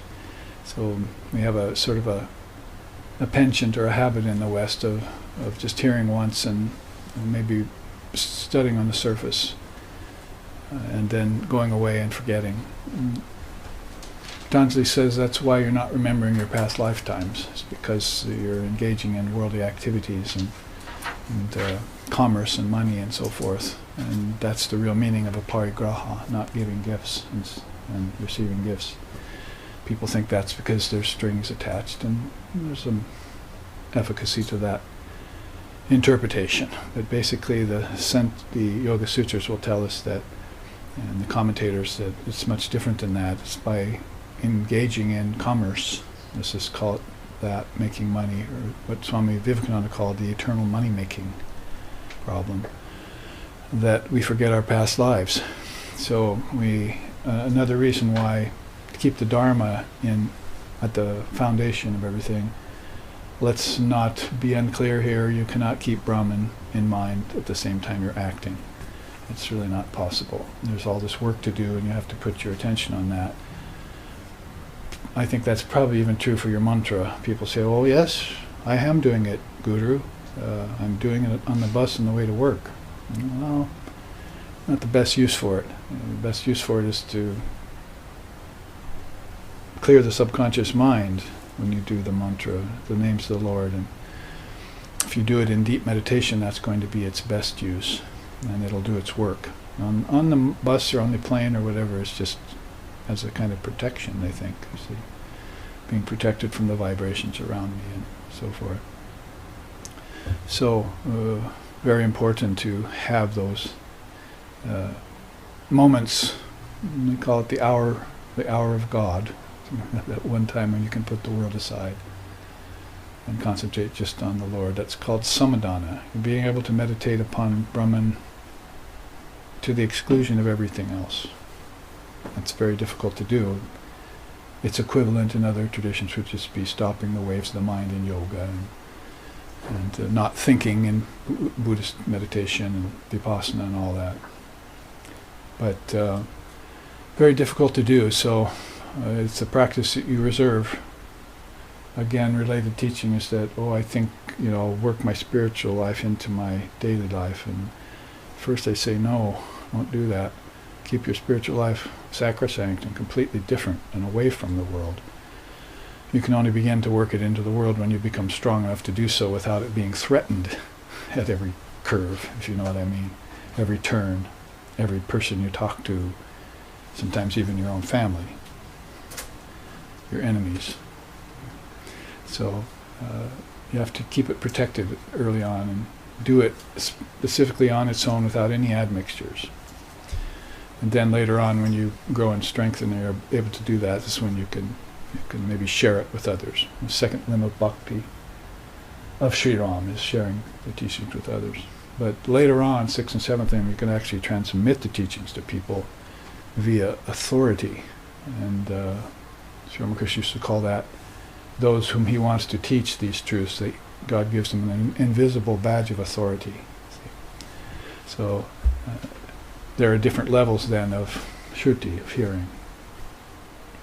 But hearing is that subtle sense as we talked about. So if you can hear this truth, these 5, and then just take them in and with your subtle ears, because you have subtle hearing and dream tonight, so you have a subtle sense of hearing. If you can hear that all the time, like I can still hear my teacher's voice anytime I want. His mannerisms are there, so I have subtle sight. His voice is there exactly as it was when he talked to us, so I have subtle hearing. And I have perfect recall, see. And that has to be also true with the Dharma. You have to have perfect recall of that at some point, so that you can solve the many problems of life immediately as they arise, and not let them accrue karma over time. It's like dissolving everything at the end of the day. in the morning starting fresh.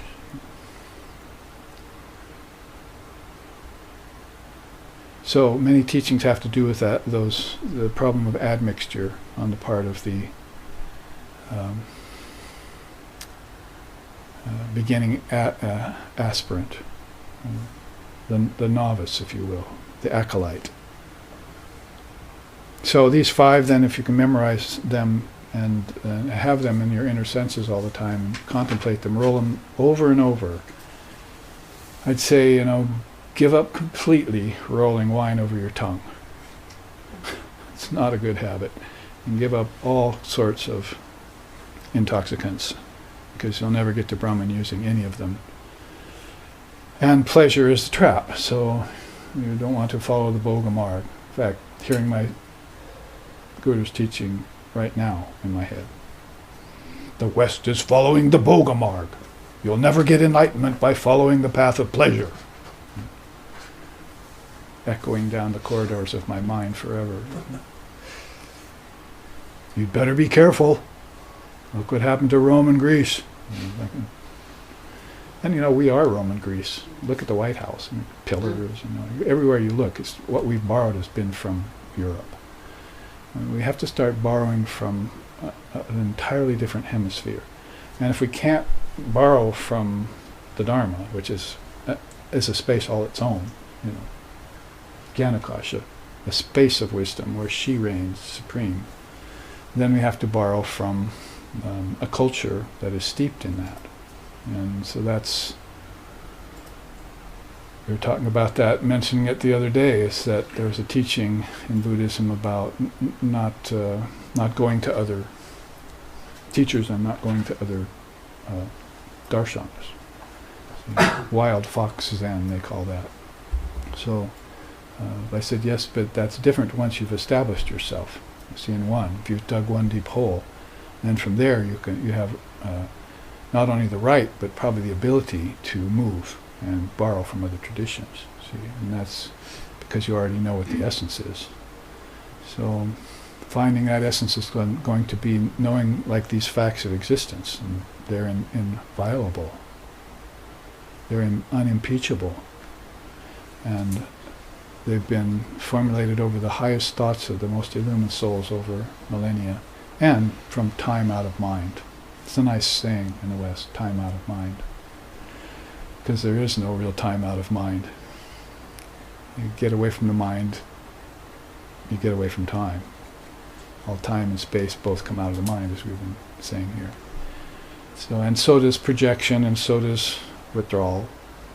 Creation, preservation, destruction, they're calling it. We like to call it projection, sustenance, and withdrawal, or dissolution. All of those things are happening in the mind, where the worlds exist. But beyond the mind, there's no worlds, there's no movement, there's no activity,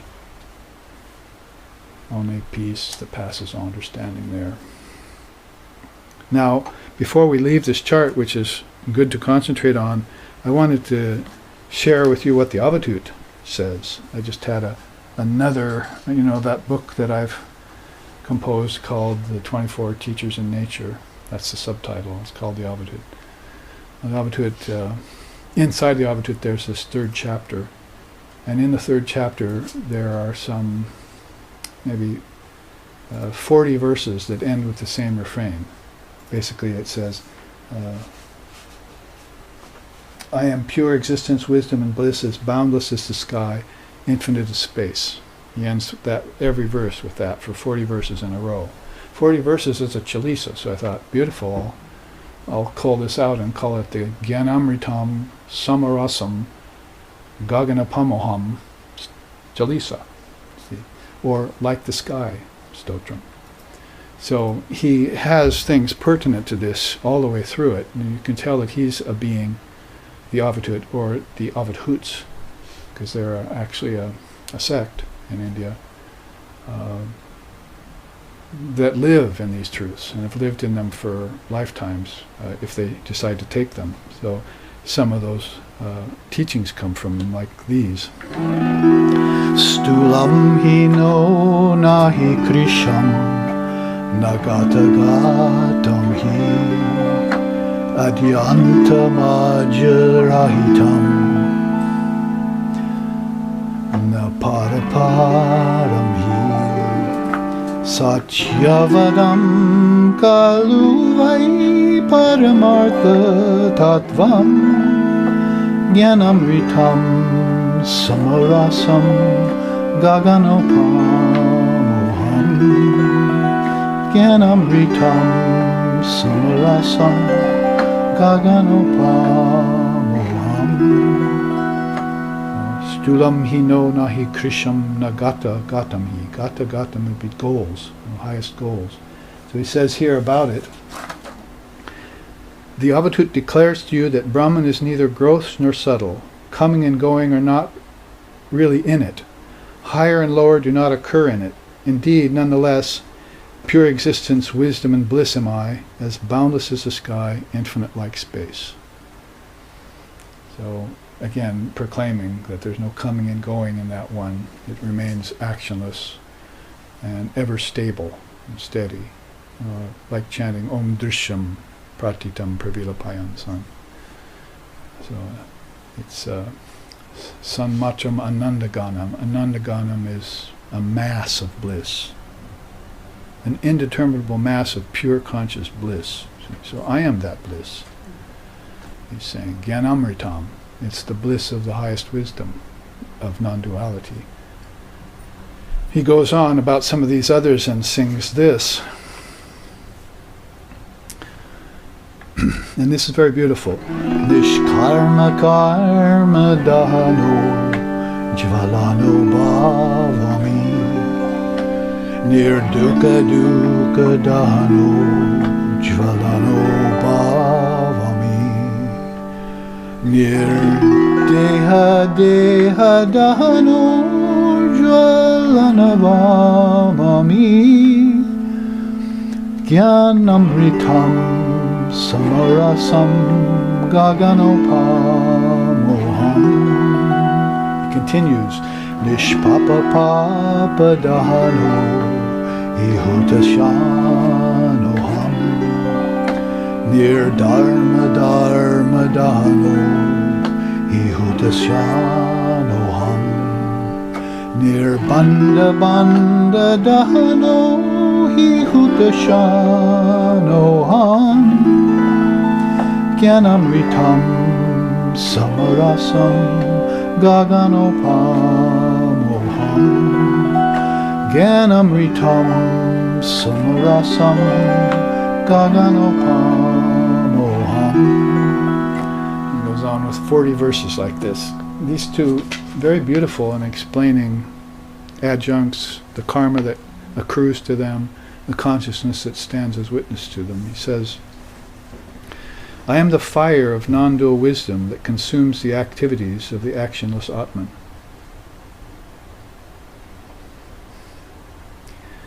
I am the fire of non-dual wisdom that consumes the activities of the actionless Atman.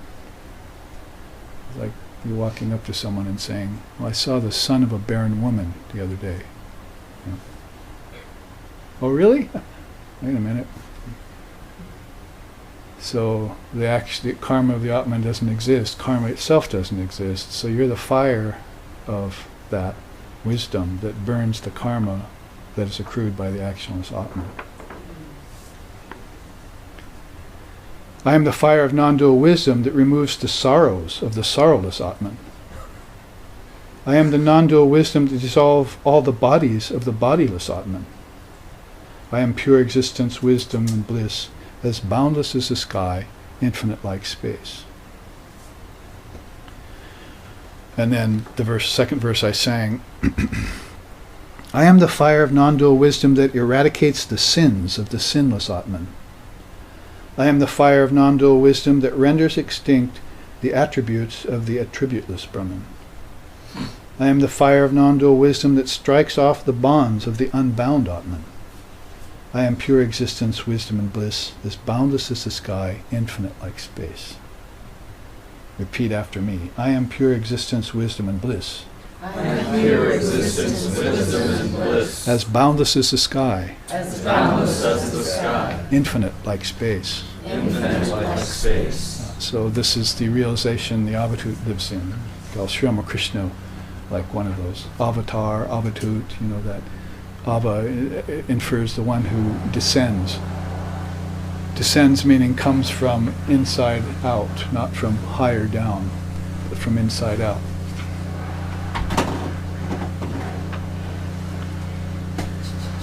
So all of this and this chart has been in accordance with that 52, Sloka 52 of the Adhyatma Ramayana.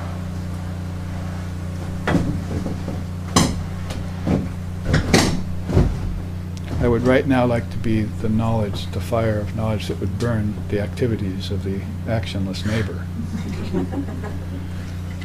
Motorheads in the West. You can't live anywhere near them if you want peace. So let's go on to 53, or repeat 52. Just as space is defiled by the smell of liquor, though it taints, just as space is undefiled by the smell of liquor, though it taints the air in the jar, so too is the self unaffected by its impurities, the impurities of its own adjuncts. In 53, then, we read, karmas done before the dawn of knowledge perish not as a result of that knowledge. They must produce their proper effect, even as an arrow shot at a target stops not before finding its mark. So, this is why when you study yoga, you find out that early on in the stages of spiritual sublimation, taking food, saying a mantra over it, doing sadhana with the energy that comes from that food takes you in a whole different direction than the rest of the world. They're just not blessing their food, they're eating impure food. Not necessarily, doesn't mean organic or inorganic, just means that they haven't blessed it to remove the subtle impurities. And so they eat that food and it turns to poison in their bloodstream, and they do their acts with that energy. Completely different is the sublimating yogi or yogini who is conscious of the food, makes it as pure as possible physically, says the mantra over it, knows what the mantra means, and then goes to do practice with the energy that comes from that purified food that was rendered that way by the mantra. All of a sudden their energy is coming up. It's turning into nectar in their bloodstream. That's why Holy Mother said, make sure you bless everything that you put in your mouth with the mantra. Don't take anything, any food that's not blessed. If you're at a restaurant or something, you must take the time. Forget everyone, just take the time. Say the blessing. Render it pure and then take it. And she said, pure food turns into pure blood. Pure blood turns into pure mind. Pure mind turns into pure thought. Pure mind and pure thought are Brahman. The mind is then all its impediments erased. See, now it's a open door to the formless light of Brahman, which you will see in everything, with eyes open or eyes closed.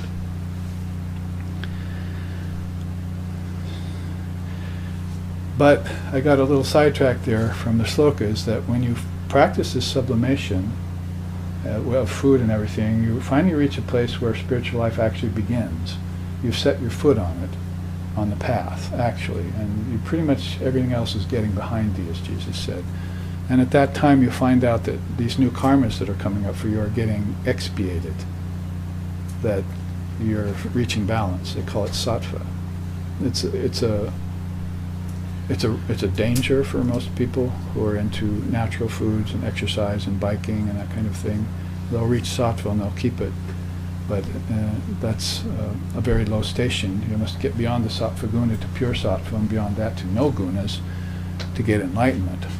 So if one then finds a place where no new karmas are rising and your life is pretty much in balance, you think, I did it. But Patanjali says about 3 or 4 steps later, you find out that you're still working on your old karmas. So it's the sanchita karmas in the form of your prarabdha karma, that is, things you did in the past lifetimes that weren't burnt yet by the fire of knowledge. So he says, karma done before the dawn of knowledge perish not as a result of that knowledge. They must produce their proper effect, even as an arrow shot at a target stops not before finding its mark. So, stops not. I think Yoda got into the Upanishads a little bit. He started doing poetic renditions of it.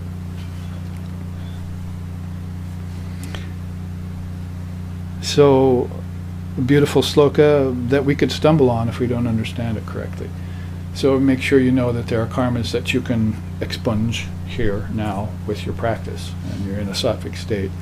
But over cycles, might be 24 hours, might be, can't do this very well, but it might be over a year, it might be over 12 years, it could be over a lifetime, or 12 lifetimes, that these gunas are cycling inside the mind, in the mind of you, in the mind of your ancestors, in the mind of the angels or celestials, in the mind of the devas and devis, gods and goddesses, and of course in 3 trillion years in the mind of Lord Brahma in his very, very long lifetime.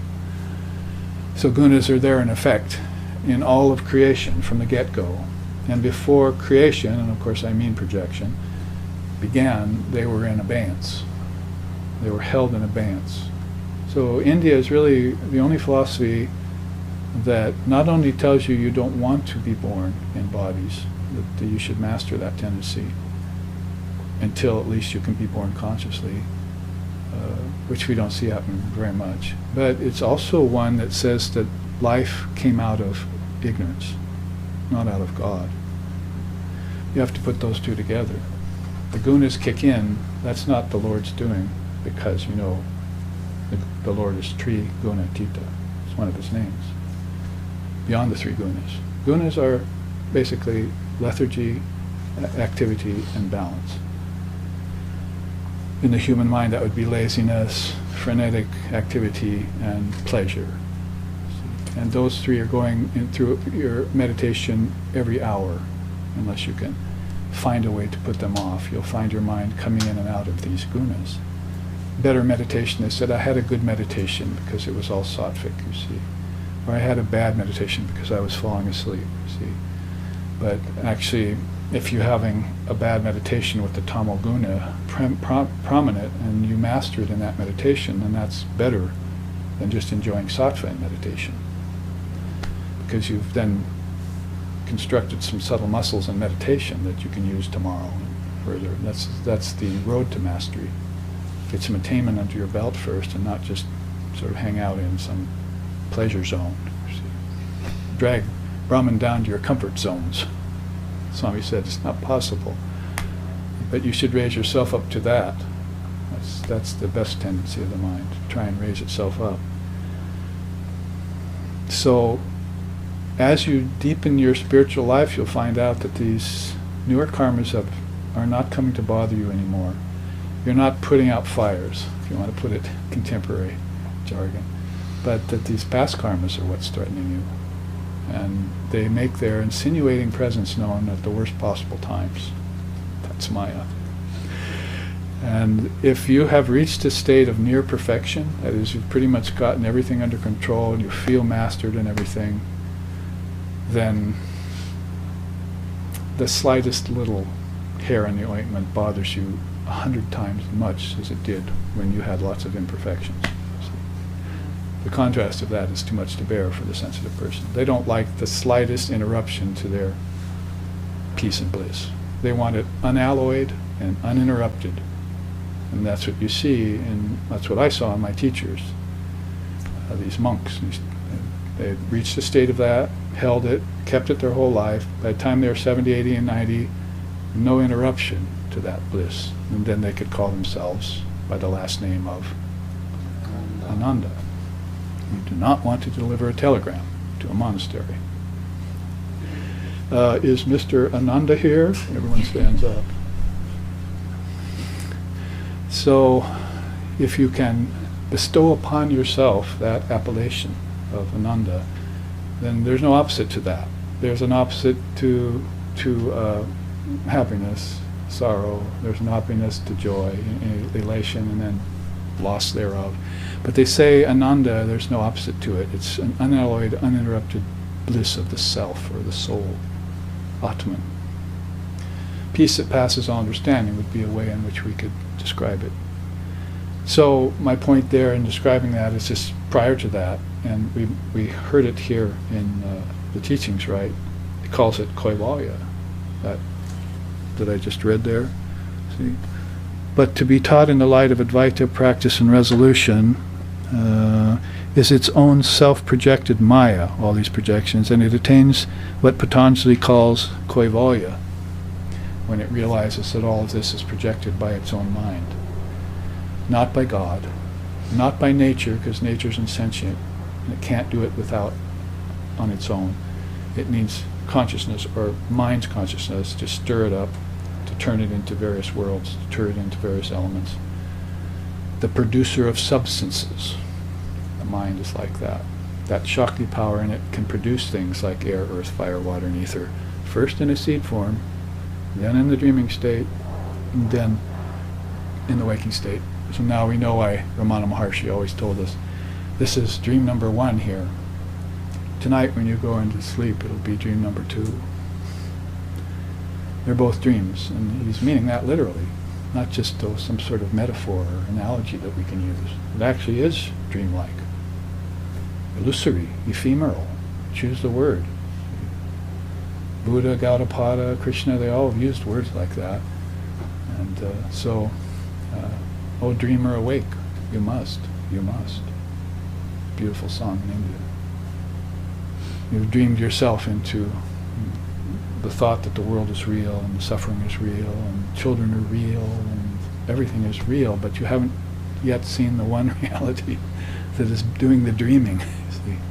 Oh dreamer, awake. You're not the dream, you're the dreamer. You're not the dancer, you're the stage.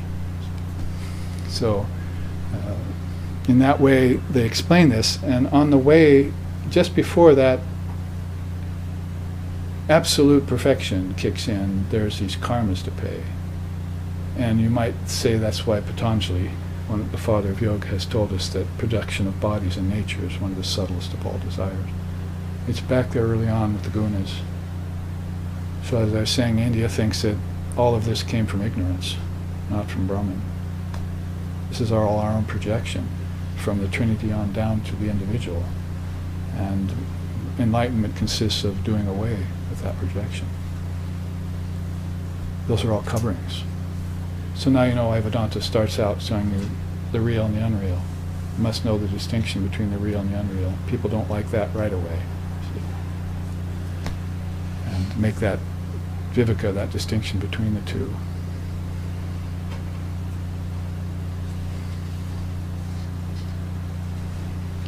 And to get at those karmas that are causing this projection to go on, then it's going to take some rarefied spiritual effort, which is why we don't believe that you can just jump to the highest step, you see, and just that you won't be pulled down later by some brick on your tail you didn't see, like the mongoose who tries to get up into its hole, but the children tied a brick to its tail. Finally, when they caught it, it gets pulled back down by the weight. So out of heaven, out of ancestors, you see. I used to say that, left behind, right? It's the way they say it with fundamentalist Christianity. It's like, oh, I was left behind, see.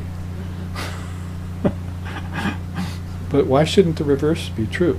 You see, you're up in heaven, you're one of the ones that got selected, and your clothes are lying down on earth, because God loves nudity, you see, so you get pulled up to heaven nude, you see, and you're walking around there. You're looking down on earth. I was one of the lucky ones that got selected. They got left behind.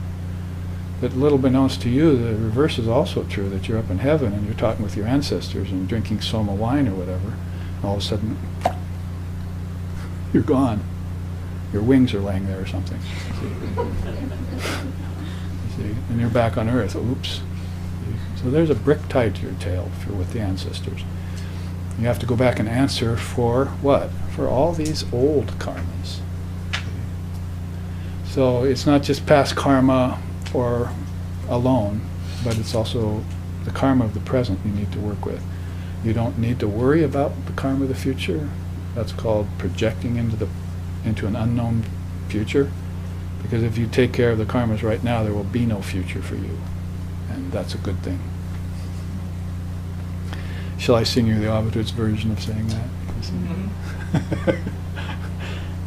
Yeah, no future, just the eternal moment. Just the eternal moment. So we read these before, but to finish up this class before our next meeting in September, I should probably say that next week there will be no live streaming because we'll be on our way back or settling into our homes back in Hawaii. But the weekend after that, I think there are some teachings, and I think that series is called Negligence of Brahman and the Doorways to Yoga. Yes, Negligence of Brahman and the Doorways to Yoga. Those are both teachings out of the Viveka Chudamani by Shankara, and I have 2 charts on them in color. So these karma slokas we took 2 weekends ago, but let's read through them now that we know that the dawn of knowledge is not necessarily going to rid yourself of all karmas, but there are some very persnickety, hidden karmas that you'll come up against. And that's why this last quote is important, because kaivalya means isolation. That's in Sanskrit, the best word we have for it in English is what Father of Yoga selected for that penultimate state just before enlightenment is called kaivalya. You separate yourself, you isolate yourself from nature, because nature is producing forms with your help. So he avers, and many others in India and in other religions too aver that you should not have karma that drags you back to earth. My teacher's name was Asheshananda, no residue at the end of my life. I have the bliss of having no residue at the end of my life. Holy Mother said that. I can't even remember ever thinking or doing an evil act. So these souls are just poised or posited in this state of non-duality, which is the ultimate purity, Shuddha, or even beyond Shuddha, Sattva, beyond Sattva. And that's the way they live, and that's the way they appear to us in bodies. And they're not blessed by God, and it's not by grace. They are God, and grace is them. They bestow it on others. They are Brahman in the human form, as close as that can be possible. So these karmas are what get in the way otherwise to people becoming who they truly are. And they're very subtle, and most would be not being able to isolate yourself from nature. This is a teaching peculiar to India. When I say India, I mean both Patanjali, Vedavyas, Vasishta, and Lord Buddha taught this. Get off the wheel of samsara. And you won't be able to do that if you have the slightest desire for form, taking form again. There are very beautiful, blissful, devotional sampradayas and paths that teach that you want to be with Krishna, or you want, in Vaikuntha, or you want to be with Jesus at the right hand of the Lord in heaven and so forth. Fine. That's very high state, very beautiful, but the Advaitas say, or opine, or declare, if you will, like the Abhidhamma, get your non-dual samadhi first, then come back, and then you'll be in full knowledge of who Krishna is when you're with him, who Ram is when you're with him, who Buddha is when you're with him, whom Sharda is when you're with her. You won't be like Arjuna half his life, not knowing who Krishna was. It wasn't until he gave him that vision. Of course, everyone's impressed by visions, right? Even Christ said, I just do that for the non-believers. So, half his life he didn't know who Krishna was. When he got on the battlefield and Krishna taught him, he said, oh, I'm very sorry for ever looking at you as just my friend, or even just the king of Mathura, or my teacher. I see that you're God in form. So this is a rare state of awareness. And that's why if you've done everything you can, knowledge-wise, wisdom-wise, dharma-wise, and you're still feeling like you're not quite at the goal, they tell you to increase your devotion to God. There are forms of God that can get you through that porthole when you can't do it, when everything you've done fails. You want to be there not just with a glimpse and gone, you see, one and done, but actually for all time you want to merge, get absorbed, like the hailstone falling in the ocean. It's all over, you see. Final act, final thought, final immersion. and bliss unalloyed and uninterrupted. Unimaginable what that is. You can only try and envision it, taste it a little. So the taste that tastes more like, that tastes the most like that is bhakti, prema bhakti, intense love of God. And so that's why you keep God with form and God beyond form both together, you see. And you understand that there is a state, if you want to call it that, an indescribable state that's beyond both form and formlessness. That was Sri Ramakrishna's final pronouncement about the matter. He said, God is with form, God is beyond form, and God is beyond both form and formlessness as well. And another time he said, my most mature opinion is that the soul comes out of the nitya, sports in the lila, and returns to the nitya. Nitya means eternal, lila means sporting in the fields of the Lord, and going back to the nitya means just giving it all up. One lifetime, one and done in that way is a good thing.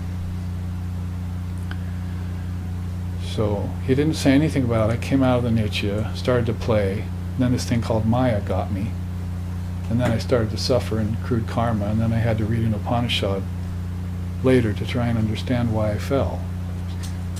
Didn't say anything about that. My most mature opinion, Nitya and Lila. No Maya.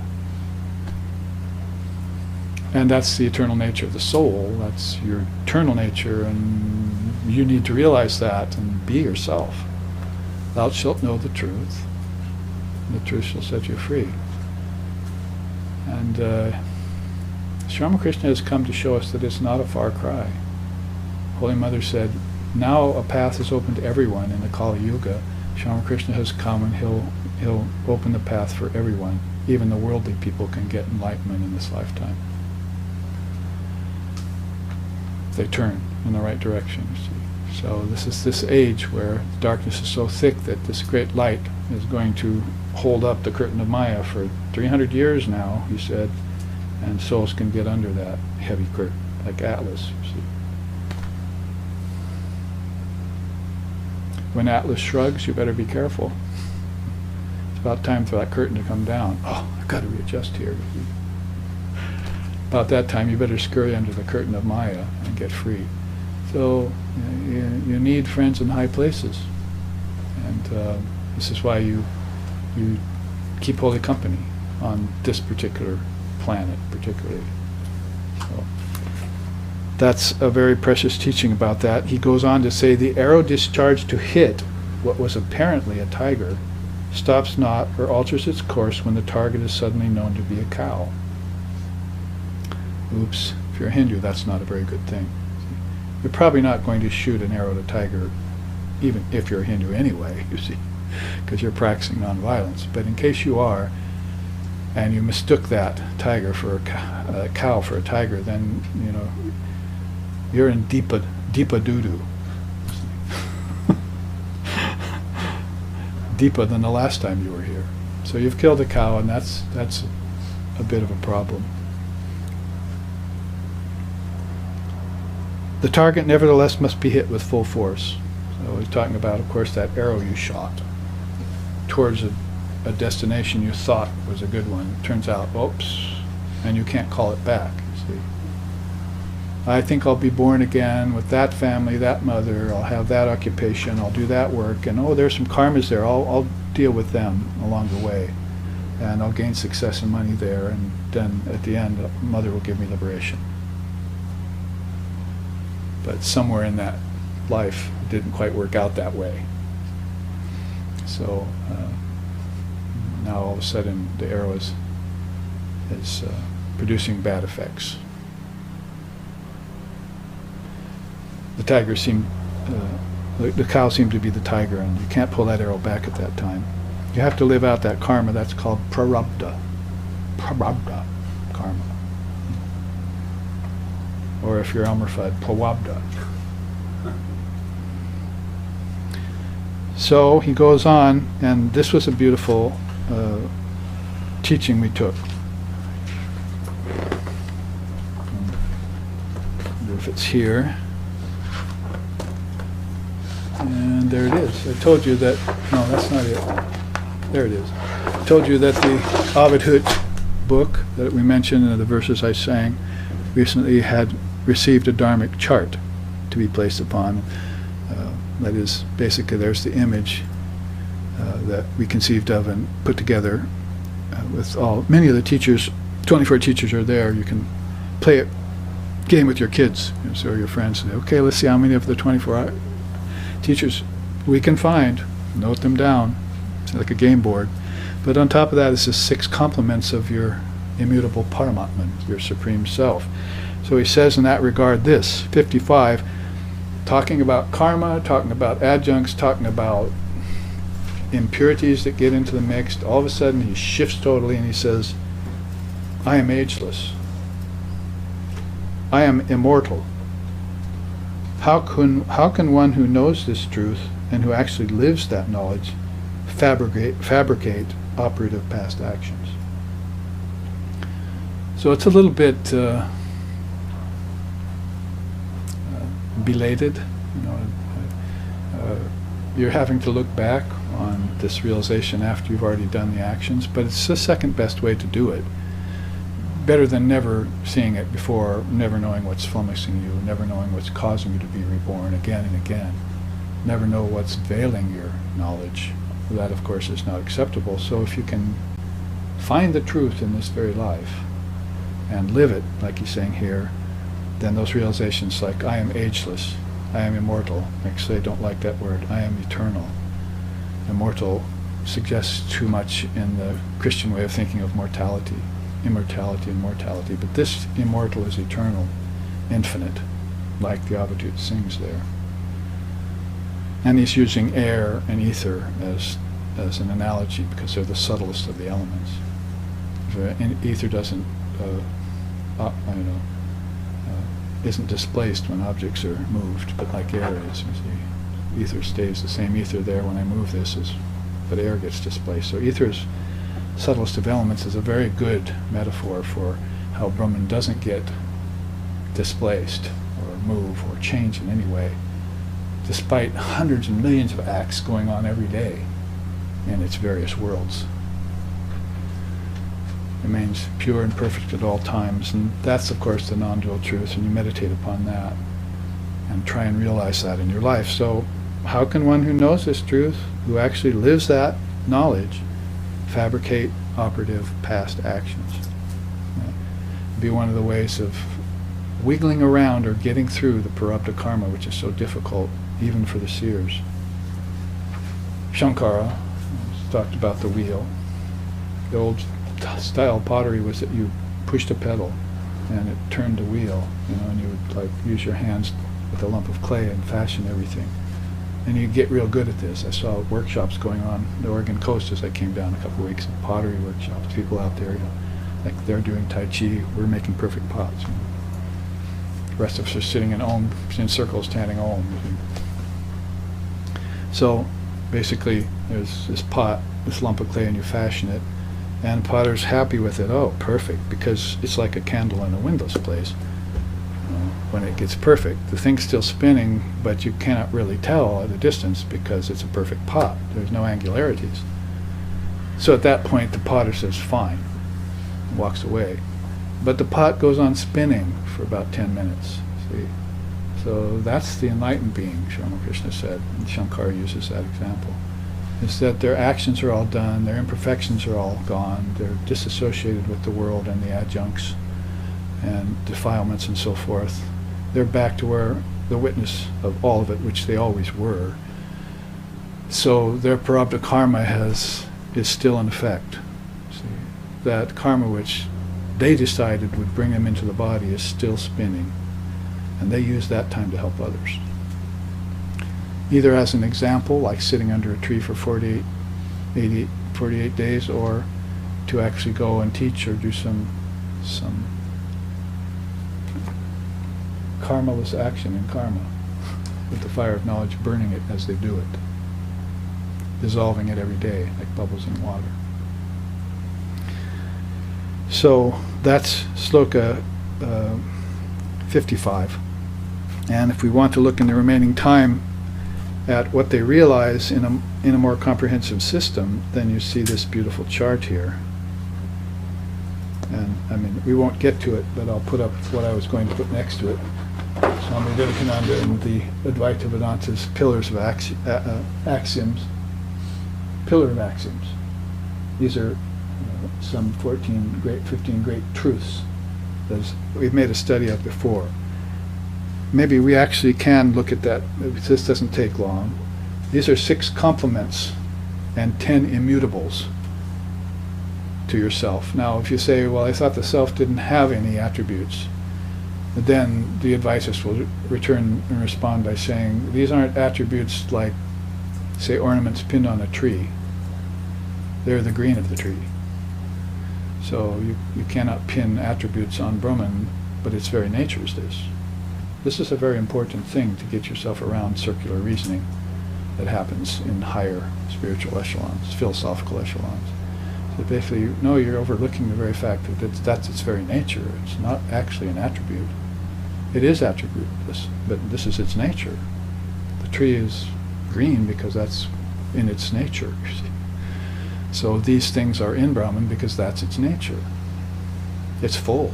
Purnamada, Purnamidam, Purnat, Purnamadachite. It's full, full, full.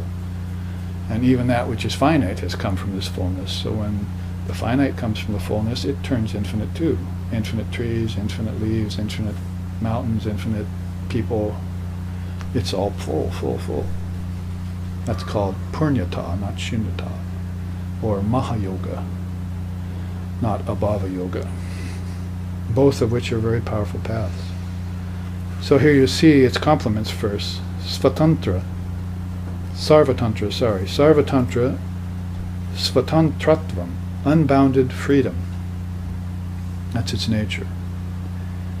That is your nature. When you say it, remember to connect yourself to it. I am that thou art. It's Ananta Shaktimatvam, infinite power. Of course, this is again Shakti power, not occult power, which they make the distinction from. Krishna says, if you have even one of the 8 occult powers, you'll never be able to realize Brahman. Shamakrishna said, occult powers, the 8 of them are like crow droppings by the side of the road. Nobody would touch them. So they're making a very certain distinction between yogic power, which is powers of God. There's another chart that has those. And then these occult powers that people are, and you will go into, I caution you, you'll go into some spiritual circles, and they are proposing that you attain the occult powers. They're talking about it. The form of that you're seeing out there is going to war with other nations. That's an occult power. Dominating over others has always been seen as an occult power. The gods are guilty of it, the lower gods. The Titans or the Asuras are guilty of it. And beings that come out of those realms and get reborn, as the Alexander the Greats and the Napoleons and so forth, are guilty of it.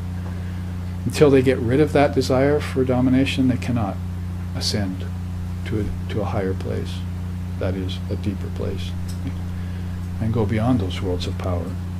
So infinite power belongs to them. There you see the goddess next to it with her hand of fearlessness, the Bhaya Mudra. She's hidden there. Sarva Gyatvam. Of course, jnana is wisdom, so we have this perfect omniscience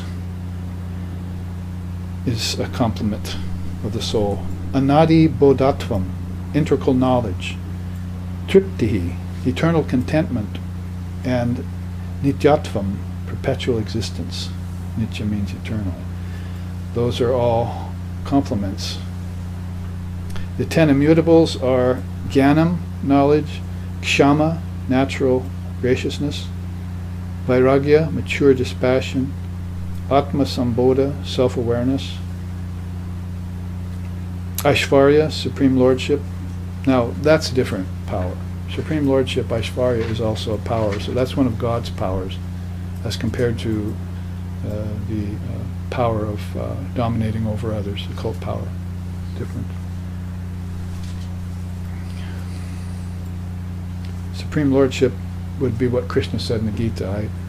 I don't have anything to gain here, Arjuna, but I come back from age to age for the good of all beings, called loka sangraha. For the good of all lokas, I come back again in the body.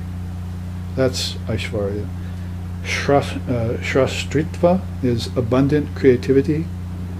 Tapas is inconceivable power. Dhritti, immutable stability. Satya, non-dual truth. And Adishvaratman, Atvam, full domination.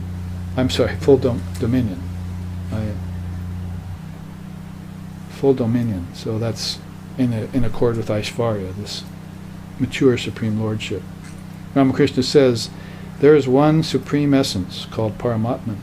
It is formless, but seekers of the formless often make this one mistake. They forget that it is also imbued with infinite power. Living beings, the universe, mind, intelligence, love, renunciation, knowledge, these are the manifestations of its power. Thus I accept not only Brahman, but also Maya, the universe, and its living beings. Ramakrishna used to say, some people take the bell fruit and they take out the stem, take off the flesh, take out the core, and just sell the fruit. And those are people after essence. But he said, I can't be like that. If I want to know God, I have to know the full weight of the fruit. I have to know its flesh, I have to weigh its skin, I have to weigh its core, and I have to weigh its stem. Then I'm a knower of Brahman. Well, that was his particular perspective. And it's very comprehensive that way. So that's why he's looking at form and formlessness and beyond as being a definition for the Atman. Now, I told you that was quick, but that's a good quote from the great master. Let's look at this in the remaining 15 minutes, because we may be able to take up some of it. And that is in order to accent this. I am ageless, I am immortal, and I am Brahman. These are statements he has made in the last 4 or 5 slokas. So we have to understand those in contrast to the imperfections of the adjuncts, and back to knowing the distinction between the real and the unreal. These beings have made that distinction. Tad vidhi pranipatena pariprasthena sevaya, and so forth, or nahi ginena sudrishyam pavitramiha vidyate tat yoga swayam yoga samsiddhaha kalenat mani vindate. The wise have known both. That is, they've known Brahman and they've known the world. They've come away from their meditations by knowing both, not just one, and discarding the other. They've come to know both. Well, there's one of the great sayings, Kevala Asti. The self alone is. It negates the second principle. I'm going through these quick because you can see how they stack on top of each other so beautifully. 2 is Brahman Satya Jagad Mithya. Brahman alone is real, all else is appearance. 3 is Adhyuropa Adhyasa. False identification of the self with the non-self is the cause of bondage. 4. Atma Ajnana. Bondage is the result of ignorance of the self. 5. Moksha Adhigama. Freedom is attained when ignorance disappears. 6. Avidya Vinasha. Disappearance of ignorance entails disappearance of the non-self. 7. Atma Asmriti. Freedom is the essence of self. Freedom is the essence of self. Loss of freedom is a case of forgetfulness. So it's not some sin or some devil or something. It's your own forgetfulness that's putting you into bondage. You can back all the way from 7 on up to 1, and you can see how this is a beautiful pyramid. 8. Moksha. The self is always free. Freedom is never attained, but is realized. And get you over that idea of it being a goal. It might be a supreme goal, but you'll have to just remember and then realize. And Tantra concurs with this. Tantra has what's svatantriya, and those kinds of words in Tantra mean this eternal freedom. That is the nature of the soul. Vyavaharika. The impediment to freedom is outright preoccupation with the objective world, like the Bhoga Marga. Paramartika would be the opposite. Both Gaudapada, the non-dual master in Vedanta, and Nagarjuna, the non-dual master in Buddhism, use these terms. There's Paramartika and then there's Vyavaharika. And so Paramartika would be this eternal freedom. See, Vyavaharika would be mistaking that freedom and getting into the world and forgetting. Being preoccupied with it. Vairagyam 10, the solution for obsession with relativity is cultivation of detachment. Vairagya in its 12 levels, if you want to look into that chart. Mano moha. As long as the mind sees a separate self, there is bondage and fear. I say fear is all dependent on multiplicity. When there's just one self, there's nothing to fear. So therefore, if you could see the same self in everyone, you would have nothing to fear. That's taught in Jesus' teachings, and that's taught in Krishna and Vasishta's teachings too, and in the Gita. See the one self in all. So, say peace to all. From me, no danger be, to aught that lives. From those who dwell on high, from those who lowly creep, I am this self in all. All worlds, both here and there, do I renounce. All heavens, all earths, all hells, all hopes and all fears. Thus cut thy bonds. Sannyasin bold. Say Om Tat Sada. Beautiful verse in the song The Sannyasin by Swami Vivekananda. There he is. That's actually a painting of him by a friend of ours in India. Come, Brahm. Like saying, come, Brahm, please. I'm waiting. Freedom consists in seeing nothing but the self. So Maya will eventually turn from something you have to renounce and get away from to that very Brahman that you are seeking. You just have to strip it away for a while to make sure of that. And then when it comes dancing back, like green scum, you can leave the lake saying, well, no, it doesn't matter. That's the nature of it to cover. But I'm now realized. If I ever get in doubt, I'll go back to the lake and spread it again. I'll do some more sadhana, keep myself free. Aham atma eham etat na manaha. The self is Brahman and is not to be confused with the body-mind complex. Aham Chaitanya. The ego is consciousness limited and distorted by the ignorant mind. There's where you have the unripe ego, apakkvahankara, and the ripe ego, pakkvahankara. The seers come with a ripe ego, and so it's not a detriment to them. It's deflated, so you can see around it. But the worldly person is very inflated, so no light gets through. We used to describe that as if we were out in that room, and this was empty, and we wanted to get in here, and we blew up a balloon in here, that would be the unripe ego. It's empty, it's taking up all the space, and we can't get through that membrane to get into this room. The ego is rather like that. So you deflate it, maybe a little at a time, so you can get around the corner and squeak through. So you deflate it a little more people can come in. So pretty soon all is Brahman. We're all the same Brahman. O Lord, the same metal is in the divine image in the temple that is in the butcher's knife. Make of me the same Lord.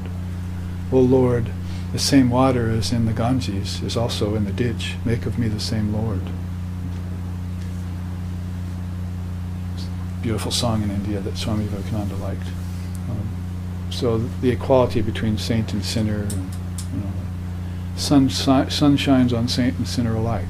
And so there must be some play going on and some purpose to that. And as long as you can hiss and not bite, you can work your way through that. Be helpful to everyone. Aham Chaitanya, I said that. Finally, Sukha Dukkha Atmananda. The ego enjoys limited happiness, The self enjoys limitless bliss. Sukha dukkha is pleasure and pain. And there's Gaudapada, a good way to finish up our class here. Gaudapada says, the Atman in its dynamic phase diversifies other entities, all set up within the mind. Thus the shining Atman imagines itself by itself through its own Maya, which is also the apt conclusion of the Upanishads, which then go on to make a devout offering by saying, Om Tatsnayo, Om Tatsnayo Ravrinni Mahe, Gatum Yagyaya Gatum Yenu Pataye, Daivi Svastrastu Naha, Svastir Manusebhyaha, Urdhvam Jagatu Pesajam, Samnovastu Dvipade Sanchatushpate, Om Shanti Shanti Shanti. May we make a humble and sincere offering of the small self into the great self. May we always delight in this offering, and may we revere the Lord and Mother of all sacrifices. May divine blessings be upon us. May peace be unto the entire human race. May healing, well-being, and prosperity then also abide among all. Om peace, peace, peace. May peace be unto us. May peace be unto all. Om Hari Om.